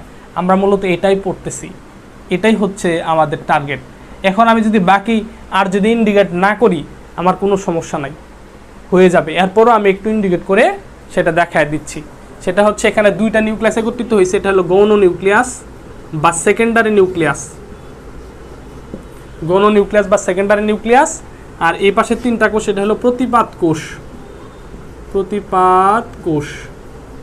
আচ্ছা, আর এই যে ডিম্বাণু দুই পাশে যা থাকে, সহকারী কোষ, সহকারী কোষ। তাহলে দেখো আমার চিত্র আঁকা কমপ্লিট। এই যে এখন আমি লিখব চিত্র স্ত্রী গ্যামেটোফাইটের উৎপত্তি, স্ত্রী গ্যামেটোফাইটের উৎপত্তি। ওকে, তাহলে দেখো আমি এটার এখন বর্ণনা দিব, একবার বোঝার চেষ্টা করো। আমি এটা আরেকবার বুঝাই, তারপর বর্ণনাটা দিই। সেটা হলো কি, গর্ভাশয়ের মধ্যে যে ডিম্বক আছে, গর্ভাশয়ের মধ্যে কি আছে? ডিম্বক। ডিম্বকের মধ্যে যে কোনো একটা মাতৃকোষ, ডিম্বকের মধ্যে যে কোনো একটা মাতৃকোষ মিয়োসিস বিভাজনের মাধ্যমে চারটি কোষে পরিণত হয়। তিনটি কোষ নষ্ট হয়ে যায়, একটা সজীব কোষ থাকে। এই সজীব কোষটির মধ্যে মাইটোসিস বিভাজনের মাধ্যমে দুটি নিউক্লিয়াসে পরিণত হয় এবং নিউক্লিয়াস দুটি দুই মেরুতে চলে যায়। এরপরে পরপর একবার দুইবার মাইটোসিস বিভাজন ঘটে দুই মেরুতে চারটি করে কোষে পরিণত হয়। দুটি নিউক্লিয়াস, দুই মেরু থেকে দুটি নিউক্লিয়াস মাঝখানে চলে এসে গৌণ নিউক্লিয়াস বা সেকেন্ডারি নিউক্লিয়াস সৃষ্টি করে। এখানে একটা কথা, সেটা হলো কি, এই যে ডিম্বাণু এবং এই যে দুইটা সহকারী কোষ, তাহলে কোষ হলো কয়টা? দুইটা সহকারী কোষ, একটা ডিম্বাণু, তিনটা কোষ। এই তিনটা কোষকে একসাথে বলা হয় গর্ভযন্ত্র। কি বলে? গর্ভযন্ত্র। এই তিনটা কোষকে কি বলা হয়? গর্ভযন্ত্র বলা হয়। এই গর্ভযন্ত্রের বিপরীত পাশে কয়টা কোষ আছে? তিনটা কোষ। এই তিনটা কোষকে কি বলা হয়? প্রতিপাদ কোষ বলা হয়। শেষ, ডিম্বাণু পর্যন্ত আসছি, স্ত্রী গ্যামেটোফাইটের উৎপত্তি কমপ্লিট। তো এখন আমি বর্ণনা দিব যে স্ত্রী গ্যামেটোফাইট, নিচে তো পরীক্ষায় আসছে স্ত্রী গ্যামেটোফাইটের বর্ণনা দাও, তা আমি কি লিখবো? নিচে স্ত্রী গ্যামেটোফাইটের বর্ণনা করা হলো, তারপরে আমি এই সুন্দর করে চিত্রটা আঁকবো, চিত্র স্ত্রী গ্যামেটোফাইটের উৎপত্তি লিখবো, তারপর আমি বর্ণনা দিব। যে গর্ভাশয়ের মধ্যে ডিম্বক থাকে, ডিম্বকের মধ্যে একটি মাতৃকোষ 2n বিশিষ্ট বা ডিপ্লয়েড মাতৃকোষ, এর মধ্যে মিওসিস বিভাজনের মধ্যে 4টি হ্যাপ্লয়েড কোষের সৃষ্টি করে, 3টি কোষ নষ্ট হয়ে যায় এবং একটি সজীব কোষ থাকে। এই কোষটি পূর্ণতা পেয়ে মাইটোসিস বিভাজনের মাধ্যমে 2টি নিউক্লিয়াসে পরিণত হয়। 2টি নিউক্লিয়াস 2 মেরুতে অবস্থান করে এবং পর্যায়ক্রমে 2বার মাইটোসিস বিভাজন ঘটে, ফলে 2 মেরুতে 4টি করে কোষের সৃষ্টি হয়। 2টি নিউক্লিয়াস একসাথে এসে গৌণ নিউক্লিয়াস সৃষ্টি করে। এটা কি বলে? এইদিকে হলো ডিম্বক রন্ধ্র, এটা কি বলে? ডিম্বক রন্ধ্র। তাহলে আমরা বলবো ডিম্বক রন্ধ্রে 3টি কোষ অবস্থান করে, মাঝখানে কোষটিতে আকৃতিতে বড় হয়, এটাকে ডিম্বাণু বলা হয় এবং দুই পাশে 2টি সহকারী নিউক্লিয়াস থাকে। এই সহকারী নিউক্লিয়াস এবং ডিম্বাণুকে একত্রে গর্ভযন্ত্র বলা হয়। গর্ভযন্ত্রের বিপরীত পাশের কোষ 3টিকে প্রতিপাদ কোষ বলা হয়। এভাবে স্ত্রী গ্যামেটোফাইটের উৎপত্তি সম্পন্ন হয়। আশা করি বুঝতে পারছো, ক্লিয়ার? তো আরেকবার বলে দিই, সেটা হচ্ছে ধরো পরীক্ষা আসছে স্ত্রী গ্যামেটোফাইটের উৎপত্তি বর্ণনা করো। তো আমি কি করলাম, নিচে স্ত্রী গ্যামেটোফাইটের উৎপত্তি বর্ণনা করা হলো, তারপর চিত্র আঁকলাম, ইন্ডিকেট করলাম, বর্ণনা করব যে স্ত্রীস্তবকের গর্ভাশয়ের মধ্যে ডিম্বক থাকে, ডিম্বকের মধ্যে যে কোনো একটি মাতৃকোষ মিওসিস বিভাজনের মাধ্যমে 4টি কোষে পরিণত হয়, 3টি কোষ নষ্ট হয়ে যায়, একটি সজীব কোষ থাকে। সজীব কোষটির পূর্ণতা পেয়ে মাইটোসিস বিভাজন ঘটে, 2টি নিউক্লিয়াসের সৃষ্টি করে এবং নিউক্লিয়াস 2টি 2 মেরুতে অবস্থান করে। এরপর পর্যায়ক্রমে 2বার মাইটোসিস বিভাজন ঘটে, ফলে 2 মেরুতে 4টি নিউক্লিয়াসের সৃষ্টি হয়। 4টি নিউক্লিয়াস 2 মেরুতে 4টি নিউক্লিয়াসের সৃষ্টি হয়। 2টি নিউক্লিয়াস ডিম্বকের কেন্দ্রের দিকে চলে এসে গৌণ নিউক্লিয়াসের সৃষ্টি করে। ডিম্বক রন্ধ্রের দিকে 3টি কোষ অবস্থান করে, 3টি কোষের মাঝখানের কোষটি আকৃতিতে বড় হয়, এটাকে ডিম্বাণু বলা হয়। ডিম্বাণু দুই পাশের কোষ দুটিকে সহকারী কোষ বলা হয়। সহকারী ডিম্বাণু এবং সহকারী কোষ, এই 3টি কোষকে একত্রে গর্ভযন্ত্র বলা হয়। গর্ভযন্ত্রের বিপরীত দিকে 3টি কোষ অবস্থান করে, একে প্রতিপাদ কোষ বলা হয়। এভাবে স্ত্রী গ্যামেটোফাইটের উৎপত্তি সম্পন্ন হয়। আশা করি বুঝতে পারছো, আলহামদুলিল্লাহ। তো এই হলো 11 অধ্যায় থেকে টোটাল হচ্ছে পুংস্তবকের চিত্র, স্ত্রীস্তবকের চিত্র বর্ণনা, পুং গ্যামেটোফাইটের উৎপত্তি বর্ণনা, স্ত্রী গ্যামেটোফাইটের উৎপত্তি বর্ণনা, 11 অধ্যায় ক্লিয়ার। এখন আমরা সবচেয়ে ইম্পর্টেন্ট টপিক, সবচেয়ে গুরুত্বপূর্ণ টপিক, সেটা হচ্ছে ডিএনএ পড়বো। অধ্যায় 12 থেকে ডিএনএর চিত্র আঁকা শিখব। দেখো, এই যে তোমরা এসএসসি পরীক্ষা দিবা, এর মধ্যে তোমাদের এই পরীক্ষার লাইফে সবচেয়ে বেশি ইম্পর্টেন্ট প্রশ্ন, যেটা এখন যে প্রশ্নটা আলোচনা করবে, এটা হচ্ছে মোস্ট ইম্পর্টেন্ট গ নাম্বার প্রশ্ন। তোমাদের পুরা বইয়ের মধ্যে সবচেয়ে ইম্পর্টেন্ট সেটা হচ্ছে কি, ডিএনএর গঠন বর্ণনা করো। আর ডিএনএর গঠন এমন একটা প্রশ্ন, মনে রাখো, ডিএনএর গঠন এমন একটা প্রশ্ন, তুমি সেম উত্তরটা ইন্টারমিডিয়েটের ক্ষেত্রেও ব্যবহার করতে পারবা। হালকা একটু অতিরিক্ত তথ্য আসবে, তবে এইটা তুমি যদি না বোঝো, ইন্টারমিডিয়েটের টপিকটা তুমি আর বুঝবে না। তো সেই ক্ষেত্রে শুধু ইন্টারমিডিয়েট না, বায়োলজি স্টুডেন্ট হিসেবে তুমি যদি জীববিজ্ঞানকে ভালোবাসো বা জীববিজ্ঞান পড়ো, ভালো করতে চাও, তোমাকে ডিএনএটা ভালোভাবে কমপ্লিট করতে হবে। কারণ ডিএনএ এমন একটা টপিক, কারণ এই ডিএনএ হচ্ছে একটা বিপ্লব। ডিএনএ রাসায়নিক গঠনটা কেমন হবে, এটা হচ্ছে 1953 সালে ওয়াটসন এবং ক্রিক, এই দুইজন বিজ্ঞানী ডিএনএর মডেলটা আবিষ্কার করার জন্য তারা 1962 সালে নোবেল পুরস্কার পাইছে। তো সেক্ষেত্রে এটা মনে রাখতে হবে। আর তোমরা দেখো, বইয়ের মধ্যে একটু ভুল, বারবার এই ভুলটা আমি একটু বলে দেওয়ার চেষ্টা করি। সেটা হচ্ছে যে, তুমি দেখো অনেক গাইডের মধ্যে, প্রশ্নের মধ্যে, এমসিকিউর মধ্যে আসছে যে কত সালে তারা নোবেল পুরস্কার পাইছে। ওয়াটসন এবং ক্রিক ডিএনএ মডেল আবিষ্কারের জন্য কত সালে নোবেল পুরস্কার পায়? 1953 সাল। ইভেন তুমি এখন পর্যন্ত পড়তে 1953। আসলে কি 1953 সালে না, তোমাদের বইয়ের মধ্যেই 1 পৃষ্ঠা পড়েই দেখো লেখা আছে তারা নোবেল পুরস্কার পাইছে 1962 সালে। এটা মনে রাখবা। নতুন একটা তথ্য ইনক্লুড হলো। যারা জানতা তো জানতাই, আলহামদুলিল্লাহ, তারা ট্যালেন্ট। ওকে, ডিএনএর চিত্রটা আমরা আঁকা শিখবো। এখানে একটা বিষয় আছে, সেটা হলো অনেক ইউটিউব চ্যানেলে আমরা দেখলাম। যাই হোক, তুমি যেভাবে শিখো, তোমাকে আগে চিত্রটা আঁকা শিখি। ওকে, তো ডিএনএ চিত্রের জন্য আমরা কি করব, সেটা হচ্ছে যে, দেখো সহজভাবে আমি 6টা দাগ দিব। কয়টা? 6টা। এই যে 1 2 3 4 5 6। খাতা কলম নিয়ে 6টা দাগ দিয়ে ফেলো। 1 2 3 4 5 6। 6টাই দিবা, 5টাও না, 7টাও না, 6টা। দাগটা কত বড় দিছি? এত বড়। তাহলে যে এতটুক জায়গায় দ্বিগুণ জায়গা আমি গ্যাপ রাখবো। গ্যাপ রাখার পরে আমি আবার 6টা দাগ দিব, তবে একটু পরে, এই বরাবর এখানে হয় না, একটু পরে দিলাম। এই যে 1 এই বরাবর এখানে হয় তো এখানে দিলাম 2, এটাই বরাবর হয় এখানে দিলাম 3, এটাই বরাবর হয় একটু দিলাম 4, এটাই বরাবর হয় একটু উপরে দিলাম 5, এটাই বরাবর হয় একটু উপরে দিলাম। এই যে 6টা দাগ দিলাম, পার্থক্য একটু উপরে উপরে 6টা দাগ দিছি, আরও 2বার দাগ দেওয়া যাবে এমন স্পেস রেখে আবার 6টা দাগ দিন। ওকে, এখন আমি এগুলাকে বক্স করব। এই যে এই যে এই যে এই যে বক্স করলাম। এই বক্সগুলা করার পরে হাস্যকর অবস্থা এক একজনের বক্স যে কীরকম হয় দেখো। এই যে দাগ দিছি, এই যে এইদিকে দিলাম, এই যে এইদিকে দিলাম, এই যে এইদিকে দিলাম, এইদিকে দিলাম, এইদিকে দিলাম, এইদিকে দিলাম, এইদিকে দিলাম, এইদিকে দিলাম, এইদিকে দিলাম, এটা তো পারবো। এরপরে যে ক্যাপ বসায় দিলাম, এই যে ক্যাপ, এই যে ক্যাপ, এই যে ক্যাপ, এই যে ক্যাপ, এই যে ক্যাপ, এটা তো আমরা পারবো। সবাই একটা ভুল করে, আমি বলি সেম এভাবে দিব, উল্টা করে দেয়। এই দাগগুলো এইদিকে দিছি, এই দাগগুলো এইদিকে হবে, এই যে এইদিকে হবে উল্টা দিকে। এই দাগগুলো কোন দিকে হচ্ছে? এই যে নিচের দিকে, উল্টা দিকে। এই যে আবার নিচের দিকে ক্যাপ দিয়ে দিব। কেন এরকম কেন হলো? এটা উল্টা দিকে কেন? কারণ ডিএনএ আমরা জানি ডাবল হেলিক্স। ডিএনএ যে দুইটা সূত্র, এই দুইটা সূত্র পরস্পর বিপরীতমুখী, একটা একদিকে যায় আর একটা একদিকে যায়। যে দেখে বোঝা যায় সেটা এইদিকে গেছে আর এটা এইদিকে গেছে। ক্লিয়ার? দেখো এগুলার মাঝখানে আমরা দিব এস, মাঝখানে কি দিব? এস। তো ডিএনএর গঠন আমার যে ভিডিওটা আছে ওইটার মধ্যে তোমরা দেখবা। এখানে আমরা বলছিলাম যে প্রত্যেকটা ডিএনএ 3টা উপাদান দ্বারা তৈরি, 5 কার্বনযুক্ত শর্করা, অজৈব ফসফেট আর নাইট্রোজেন ঘটিত বেস। তো এটা হচ্ছে কি 5 কার্বনযুক্ত শর্করা। এই যে এস, এই যে দেখো, এই যে এখানে একটা কার্বন, এই যে একটা কার্বন, এই যে একটা কার্বন, এই যে একটা কার্বন, এখানে একটা কার্বন। এটা দেওয়া মানে বোঝাতেছে এটা হচ্ছে 5 কার্বনযুক্ত শর্করা। সবগুলাতে এস দিলাম কারণ এটাকে এস দ্বারা প্রকাশ করা হয়। এরপর আমি কি করব দেখো, এই যে গ্যাপটা আছে না, এই যেখানে পি লিখবো, পি অজৈব ফসফেট, এটাকে পি দ্বারা প্রকাশ করা হয়। পি লেখে যে একটা গোল দিলাম, এই দুটার মাঝখানে পি লেখে গোল দিয়ে এই যে একটা দাগ দিয়ে দিলাম, এই যে একটা দাগ দিয়ে দিলাম। এই যে পি লিখবো, পি লিখলাম, এই যে একটা দাগ দিয়ে দিলাম, এই যে একটা দাগ দিলাম।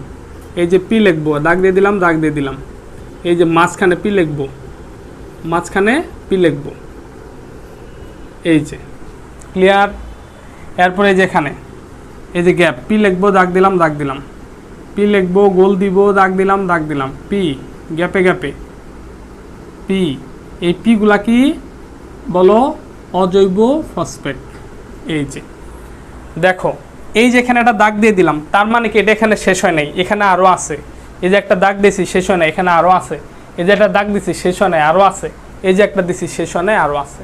এখানে পি, এটা দিলেও দিতে পারো, না দিলেও না দিতে পারো, কোনো সমস্যা নাই। এই যে তাইলে ডিএনএ 3টা উপাদান দ্বারা তৈরি। একটা হলো 5 কার্বনযুক্ত শর্করা, একটা হলো অজৈব ফসফেট, আরও একটা বাকি আছে, সেটা কি নাইট্রোজেন ঘটিত বেস। নাইট্রোজেন ঘটিত বেস দেবো। তো আমরা নাইট্রোজেন ঘটিত বেস জানি কয়টা? নাইট্রোজেন ঘটিত বেস কয়টা আছে? নাইট্রোজেন ঘটিত বেস হলো 4টা। একটা হলো এর সাথে বন্ধন হবে টি এর দ্বিবন্ধন, সি এর সাথে বন্ধন হবে জি এর 3 বন্ধন। তাহলে দেখো আমরা জানি নাইট্রোজেন ঘটিত বেস হলো 3টা, এ জি সি টি, এ জি সি টি, এ মুখস্থ করো, এ জি সি টি, এ জি সি টি, এ জি সি টি। এ আর জি এডিনিন আর গুয়ানিন, এটা হচ্ছে পিউরিন। সি আর টি থায়ামিন, আর ওই সাইটোসিন আর থায়ামিন, এটা হচ্ছে কি পাইরিমিডিন। নাইট্রোজেন ঘটিত বেস 2 প্রকার, পিউরিন, পাইরিমিডিন। পিউরিনের মধ্যে 2টা, এডিনিন, গুয়ানিন। এ আর জি পিউরিন, সাইটোসিন আর থায়ামিন হচ্ছে পাইরিমিডিন। তাহলে এ জি সি টি, এ জি সি টি, এ জি পিউরিন, সি টি পাইরিমিডিন। এই যে সহজ করে দেব আমি, এটা আমার উল্টো পাল্টার কোনো সমস্যা নাই। আমাকে একটা জিনিস মনে রাখতে হবে, এ বরাবর টি হবে দ্বিবন্ধন, সি বরাবর জি হবে 3 বন্ধন। যেমন সহজ জিনিস দেখো, এই যে এ লেখছি, এ লেখছি, তাহলে আমি এ বরাবর এই যে দ্বিবন্ধন দিয়ে কি লিখবো? টি। এ বরাবর টি হবে। আচ্ছা আমি এখানে টি লিখলাম, তাহলে আমি আবার দ্বিবন্ধন দিয়ে এখানে কি লিখবো? এ, কারণ এর সাথে টি এর বন্ধন হবে। এখন আমি সি লিখলাম, এই যে বন্ধন হবে কয়টা? এখানে কি হবে? জি হবে। আবার এখানে আমি জি লিখলাম, এই যে বন্ধন হবে, এখানে সি লিখলাম। আমি এখানে কি লিখলাম? ধরো টি লিখলাম, এই যে ডাবল বন্ধন হবে, এ হবে। আবার এখানে আমি এ লিখছি, ডাবল বন্ধন হবে, টি হবে। আমি এটা উল্টাপাল্টা করে দিতে পারি, কোনো সমস্যা নাই। এ জি সি টি, বাট আমার একটা জিনিস মনে রাখতে হবে, এ বরাবর টি দ্বিবন্ধন হবে, সি বরাবর জি 3 বন্ধন হবে। কোনো সময় টি এর সাথে জি, এর সাথে সি এগুলো হবে না। একটা জিনিস মনে রাখবে, এ টি দ্বিবন্ধন, সি জি 3 বন্ধন। এই যে ডিএনএর চিত্র আঁকা শেষ। এটা আমি লিখব চিত্র ডিএনএ রাসায়নিক গঠন, ডিএনএ এর রাসায়নিক গঠন। এটাতে আর কোনো কিছু ইন্ডিকেট নাই, এটাতে এই চিত্রে কোনো কিছু কি না ইন্ডিকেট নাই, কারণ এগুলো ইন্ডিকেট করে আছে যে এ লেখা, সি লেখা, জি লেখা, এগুলোই ইন্ডিকেট। ডিএনএ রাসায়নিক গঠন আসলে আমরা এই চিত্র দিব। পাশাপাশি আমরা আর একটা চিত্র দিতে পারি, ওইটা নট নেসেসারি, বাট ডিএনএ রাসায়নিক গঠন আসলে আমরা এই চিত্রটাই দিব। পাশাপাশি আর একটা চিত্র দেওয়া যায়, সেটা হচ্ছে এই যে ডাবল হেলিক্সের যে চিত্রটা, পাশেই তুমি দিয়ে দিতে পারো, তোমাদের বইয়ের মধ্যে যেমন পাশে আছে এই যেভাবে একটা দিয়ে দিলেই হবে। তো এটা দেওয়ার পর ওই যে এটা দেওয়া হলো যে ওই কোনটা কত, এটা বর্ণনার ক্ষেত্রে আসবে। আচ্ছা, বর্ণনাটা একটু পরে আসি। এর চিত্র আঁকা শেষ, চিত্রটা আশা করি বুঝছো। ওকে, এখন এটার একটু বর্ণনা পড়ব। সেটা হচ্ছে দেখো, এই যে অজৈব ফসফেট, এই যে 5 কার্বনযুক্ত শর্করা, এই যে নাইট্রোজেন ঘটিত বেস, এটাকে কি বলা হয়? আচ্ছা, এখন আমি চিত্রটা বোঝানোর জন্য একটু দাগাই, বাট তোমরা এটা পরীক্ষা হলে দাগাবা না। এই যে তিনটাকে একসাথে বলা হচ্ছে নিউক্লিওটাইড। কি বলে? নিউক্লিওটাইড।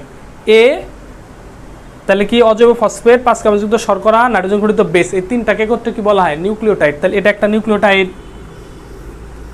এটা একটা নিউক্লিওটাইড, এটা একটা নিউক্লিওটাইড, এটা একটা নিউক্লিওটাইড। এরকম প্রত্যেকটা ডিএনএর মধ্যে অসংখ্য নিউক্লিওটাইড বলে, অসংখ্য নিউক্লিওটাইড আছে না? অসংখ্য, এখানে আর হিসাব নাই, এখানেও হিসাব নাই, অসংখ্য নিউক্লিওটাইড আছে। এর জন্য ডিএনএকে বলা হয় পলিনিউক্লিওটাইড। দেখো, এই যে একটা সূত্রক, এই যে একটা সূত্রক, তাহলে কয় সূত্রক হলো? দ্বিসূত্রক। এর জন্য ডিএনএকে বলে দ্বিসূত্র বিশিষ্ট পলিনিউক্লিওটাইড। আবার দেখো, ডিএনএ দেখতে কেমন? এই যে এরকম এরকম আকৃতির, এই আকৃতিটাকে কি বলে? সর্পিল আকার। এর জন্য ডিএনএকে বলে কি? দ্বিসূত্র বিশিষ্ট পলিনিউক্লিওটাইডের সর্পিল আকার গঠন। ডিএনএ কাকে বলে? দ্বিসূত্র বিশিষ্ট পলিনিউক্লিওটাইডের সর্পিল আকার গঠনকে ডিএনএ বলে। ডিএনএ কাকে বলে? দ্বিসূত্র বিশিষ্ট পলিনিউক্লিওটাইডের সর্পিল আকার গঠনকে ডিএনএ বলে। তাহলে ডিএনএর মধ্যে কয়টা উপাদান আছে? 3টা উপাদান। একটা হলো অজৈব ফসফেট, 5 কার্বনযুক্ত শর্করা এবং নাইট্রোজেন ঘটিত বেস। নাইট্রোজেন ঘটিত বেস আবার কয়টা আছে? 2টা। Purine, pyrimidine. পিউরিনের মধ্যে বেস আছে কয়টা? 2টা। Adenine, guanine. পাইরিমিডিনের বেস আছে কয়টা? 2টা। সাইটোসিন আর থায়ামিন। এর এ আর টি এর মধ্যে কয় বন্ধন হয়? দ্বিবন্ধন। সি আর জি এর মধ্যে কয় বন্ধন হয়? 3 বন্ধন। শেষ, ডিএনএ বর্ণনা শেষ। ডিএনএ বর্ণনা কি? এই কথাগুলি আমি লিখবো। আচ্ছা, এরপর দেখো বাহ্যিক গঠন, যে ডিএনএর একটা পূর্ণ ঘূর্ণন, যেমন এখান থেকে শুরু করে এই যে এতটুকু পর্যন্ত একটা পূর্ণ ঘূর্ণন, এতটুকুর মধ্যে একটা পূর্ণ ঘূর্ণন, একবার ঘড়ি কাঁটা ঘুরে আসলে একটা পূর্ণ ঘূর্ণন হয়। একটা পূর্ণ ঘূর্ণনের দৈর্ঘ্য কত? 34 আমস্ট্রং। কত আমস্ট্রং? 34 আমস্ট্রং। তারপরে এই যে ডিএনএ একটা নিউক্লিওটাইড, এই যে আর একটা নিউক্লিওটাইড, এই নিউক্লিওটাইড থেকে এই নিউক্লিওটাইডটা কত দূরে? 3.4 আমস্ট্রং দূরে। এই যে এ দিয়ে উপরে একটা ফোঁটা দিলে সেটাকে আমস্ট্রং বলে। এ দিয়ে উপরে একটা ফোঁটা দিলে তাকে কি বলে? আমস্ট্রং বলে। তাহলে একটা নিউক্লিওটাইড থেকে আর একটা নিউক্লিওটাইডের দূরত্ব হচ্ছে 3.4 আমস্ট্রং। ডিএনএর একটা পূর্ণ ঘূর্ণনের দৈর্ঘ্য হচ্ছে 34 আমস্ট্রং। ডিএনএর ব্যাস ঠিক এখান থেকে এখানে কত দূরে? এখান থেকে এখানে কত দূরে? ডিএনএর ব্যাস কত? 20 আমস্ট্রং। এই কথাগুলো আমার লাগবে। তাহলে দেখো, জাস্ট আমি ডিএনএ বর্ণনাটা একবার দিই। যে প্রথমে আমি সংজ্ঞা দিব, দ্বিসূত্র বিশিষ্ট পলিনিউক্লিওটাইডের সর্পিল আকার গঠনকে ডিএনএ বলে। নিচে ডিএনএর গঠন বর্ণনা করা হলো। এরপর আমি এই যে চিত্রটা আঁকবো, চিত্র ডিএনএ রাসায়নিক গঠন, এটা লিখলাম। এরপর আমি বর্ণনা দিব যে ডিএনএ মূলত 3টি উপাদান দ্বারা গঠিত: 5 কার্বনযুক্ত শর্করা, অজৈব ফসফেট এবং নাইট্রোজেন ঘটিত বেস। এই 3টি উপাদানকে করতে নিউক্লিওটাইড বলা হয়। ডিএনএ হচ্ছে দ্বিসূত্র বিশিষ্ট পলিনিউক্লিওটাইডের গঠন। ডিএনএর একই গঠন বিশিষ্ট 2টি সূত্রকের সমষ্টি, তবে সূত্রক 2টি পরস্পর বিপরীতমুখী। প্রতিটি সূত্রকের প্রথমে অজৈব ফসফেট থাকে, তারপর 5 কার্বনযুক্ত শর্করা থাকে এবং এরপরে নাইট্রোজেন ঘটিত বেসগুলো অবস্থান করে। প্রতিটি নাইট্রোজেন ঘটিত 2টি সূত্রকের নাইট্রোজেন ঘটিত বেসগুলো পরস্পর হাইড্রোজেন বন্ধন দ্বারা যুক্ত থাকে। এই বন্ধনগুলোকে কি বলে? হাইড্রোজেন বন্ধন দ্বারা কি থাকে? যুক্ত থাকে। এর সাথে টি এর দ্বিবন্ধন হয়, সি আর সি এর সাথে জি এর 3 বন্ধনে গঠিত হয়। এভাবে ডিএনএ গঠিত হয়, বা এটাই ডিএনএ রাসায়নিক গঠন। আচ্ছা, এরপরে অতিরিক্ত কিছু তথ্য দিব, যে একটি ডিএনএর পূর্ণ ঘূর্ণনের দৈর্ঘ্য হচ্ছে 34 আমস্ট্রং, ডিএনএর ব্যাস হচ্ছে 20 আমস্ট্রং এবং একটি নিউক্লিওটাইড থেকে একটি নিউক্লিওটাইডের দূরত্ব হচ্ছে 3.4 আমস্ট্রং। বর্ণনা কমপ্লিট। এখন আমি একটা কথা লিখে শেষ করবো, যে ডিএনএকে বংশগতির রাসায়নিক ভিত্তি বলা হয়। কি বলা হয়? বংশগতির রাসায়নিক ভিত্তি বলা হয়। তো পুরো ডিএনএ বর্ণনাটা আমি একবার দিই। সেটা হচ্ছে কি, দ্বিসূত্র বিশিষ্ট পলিনিউক্লিওটাইডের সর্পিল আকার গঠনকে ডিএনএ বলে। নিচে ডিএনএ রাসায়নিক গঠন বর্ণনা করা হলো। চিত্র আঁকলাম, ইন্ডিকেট করলাম পেন্সিলে, অবশ্যই পেন্সিলে। এরপর আমি বর্ণনা লিখব যে ডিএনএ 3টি উপাদান দ্বারা তৈরি, 5 কার্বনযুক্ত শর্করা, অজৈব ফসফেট এবং নাইট্রোজেন ঘটিত বেস। এই 3টি উপাদানকে করতে নিউক্লিওটাইড বলা হয়, আর ডিএনএ হচ্ছে পলিনিউক্লিওটাইড। ডিএনএ একই গঠন বিশিষ্ট দুটি সূত্রকের সমষ্টি, তবে সূত্রক দুটি পরস্পর বিপরীতমুখী। প্রতিটি সূত্রকের প্রথমে অজৈব ফসফেট 5 কার্বনযুক্ত শর্করার সাথে যুক্ত থাকে এবং পরে 5 কার্বনযুক্ত শর্করার পরে নাইট্রোজেন ঘটিত বেসগুলো অবস্থান করে। এবং হচ্ছে নাইট্রোজেন ঘটিত বেসগুলো পরস্পর, দুটি সূত্রকের নাইট্রোজেন ঘটিত বেসগুলো পরস্পর হাইড্রোজেন বন্ধন দ্বারা যুক্ত থাকে এবং হাইড্রোজেন বন্ধনগুলো এর সাথে টি এর দ্বিবন্ধনে যুক্ত হয় এবং সি এর সাথে জি এর 3 বন্ধনে যুক্ত হয়। প্রতিটি ডিএনএর একটি পূর্ণ ঘূর্ণনের দৈর্ঘ্য হচ্ছে 34 আর্মস্ট্রং, ডিএনএর ব্যাস হচ্ছে 20 আর্মস্ট্রং এবং একটি নিউক্লিওটাইড থেকে আরেকটি নিউক্লিওটাইডের দূরত্ব হচ্ছে 3.4 আর্মস্ট্রং। ডিএনএকে বংশগতির রাসায়নিক ভিত্তি বলা হয়। আশা করি বুঝতে পারছো। এই হচ্ছে আমাদের পুরা কমপ্লিট হয়ে গেল চিত্রগুলা, যে আমরা কোন কোন চিত্রগুলো প্র্যাকটিস করব। আমি তোমাকে কথা দিলাম, এই যে 2টা ক্লাস আমরা নিলাম, এই 2টা ক্লাসের মধ্যে যে চিত্রগুলো আলোচনা করা হলো এবং হচ্ছে চিত্রগুলো আঁকানো শেখানো হলো, ইন্ডিকেট শেখানো হলো এবং বর্ণনা শেখানো হলো, তুমি যে এভাবে এগুলোকে প্রস্তুতি নাও, সৃজনশীলের ক্ষেত্রে মানে রিটেন সৃজনশীলের ক্ষেত্রে তোমার A+ পাওয়ার জন্য যথেষ্ট হয়ে যাবে ইনশাআল্লাহ। একটা এক্সট্রা ডোজ দিব, এখন দিব একটা এক্সট্রা ডোজ, সেটা হচ্ছে আমি ওই যে থ্যালাসেমিয়াটা একটু বোঝানোর চেষ্টা করব এবং কালার ব্লাইন্ডটা বোঝানোর চেষ্টা করব, তাহলে বিষয়টা একেবারে কমপ্লিট হয়ে যাবে। তো তাইলে আমরা কি কি পড়লাম দেখো। আমরা হচ্ছে এই ক্লাসটার মধ্যে আমরা পুংস্তবক পড়ছি, পুংস্তবক পড়ছি, স্ত্রীস্তবক পড়ছি, পুংগামেটোফাইটের উৎপত্তি পড়ছি, স্ত্রীগামেটোফাইটের উৎপত্তি পড়ছি। এরপর হচ্ছে আমরা ডিএনএ পড়লাম, অধ্যায় মোটামুটি কমপ্লিট। এরপর অধ্যায় 12 থেকে ডিএনএ গঠনটা পড়লে হবে, আর কোনো চিত্র ওইভাবে নাই, তবে একটা গ্রাফ তোমাদের দেখাবো, যেমন হচ্ছে সন্তান ছেলে হবে না মেয়ে হবে, এজন্য কে দায়ী, তারপরে হচ্ছে কালার ব্লাইন্ডের গ্রাফগুলা বা হচ্ছে থ্যালাসেমিয়ার গ্রাফগুলা, এগুলো একটু বোঝানোর চেষ্টা করো। বেশিরভাগ ক্ষেত্রে আমি একটা জিনিস বুঝাই দিব, যেটা হচ্ছে তোমাদের শুধুমাত্র আমার যে বইটা আছে সহজ বায়োলজি বই, এটার মধ্যে আমি এটা এইভাবে দেওয়ার চেষ্টা করছি, কিন্তু আমি কোনো বই এভাবে এটা পরিপূর্ণভাবে পাই নাই। সেটা হচ্ছে একটু ভালোভাবে তোমাদের আজকে সেটা বোঝানোর চেষ্টা করব। সেটা হচ্ছে যেমন সন্তান ছেলে হবে না মেয়ে হবে, এজন্য কে দায়ী? অবশ্যই বাবা দায়ী। তো এই যে প্রশ্নটা গ নাম্বার বা ঘ নাম্বারে যখন আসে, তখন হচ্ছে আমরা এমনি বর্ণনামূলকভাবে আনসার করি, কিন্তু এটা কোনোভাবে এমনি বর্ণনামূলকভাবে আনসার করা যাবে না। প্রথমে হচ্ছে আমাদের এই গ্রাফটা করতে হবে, যে ডায়াগ্রাম যেটা, ওইটা হচ্ছে ওই যে ব্লক চিত্র করে, তো এটা আগে দেখানো লাগবে। এখন আমি যে দেখাবো, কিছু কিছু গাইডে দেখানো আছে, কিছু কিছু গাইডে নাই।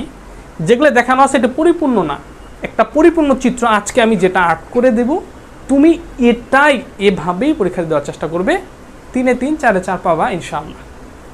তো চলো আমরা শুরু করি, তাহলে কীভাবে করব দেখো। সেটা হচ্ছে যে এই যে হচ্ছে আমি কি করব, আমি হচ্ছে প্রথমে এই যে গোল দিয়ে দিলাম, ধরো এটা হচ্ছে মা, তাহলে আমি প্রথমে দিব হলো এই যে 44 প্লাস XX। 44টা অটোজোম, 2টা হচ্ছে সেক্স ক্রোমোজোম। এই যে মেয়েদের ক্ষেত্রে XX, এটা হচ্ছে মা, এই যে এখানে হচ্ছে এটা হলো বাবা, এই যে 44 প্লাস XY, এটা তো পাবো। আচ্ছা, এরপর হচ্ছে এখানে হবে গ্যামেট হবে,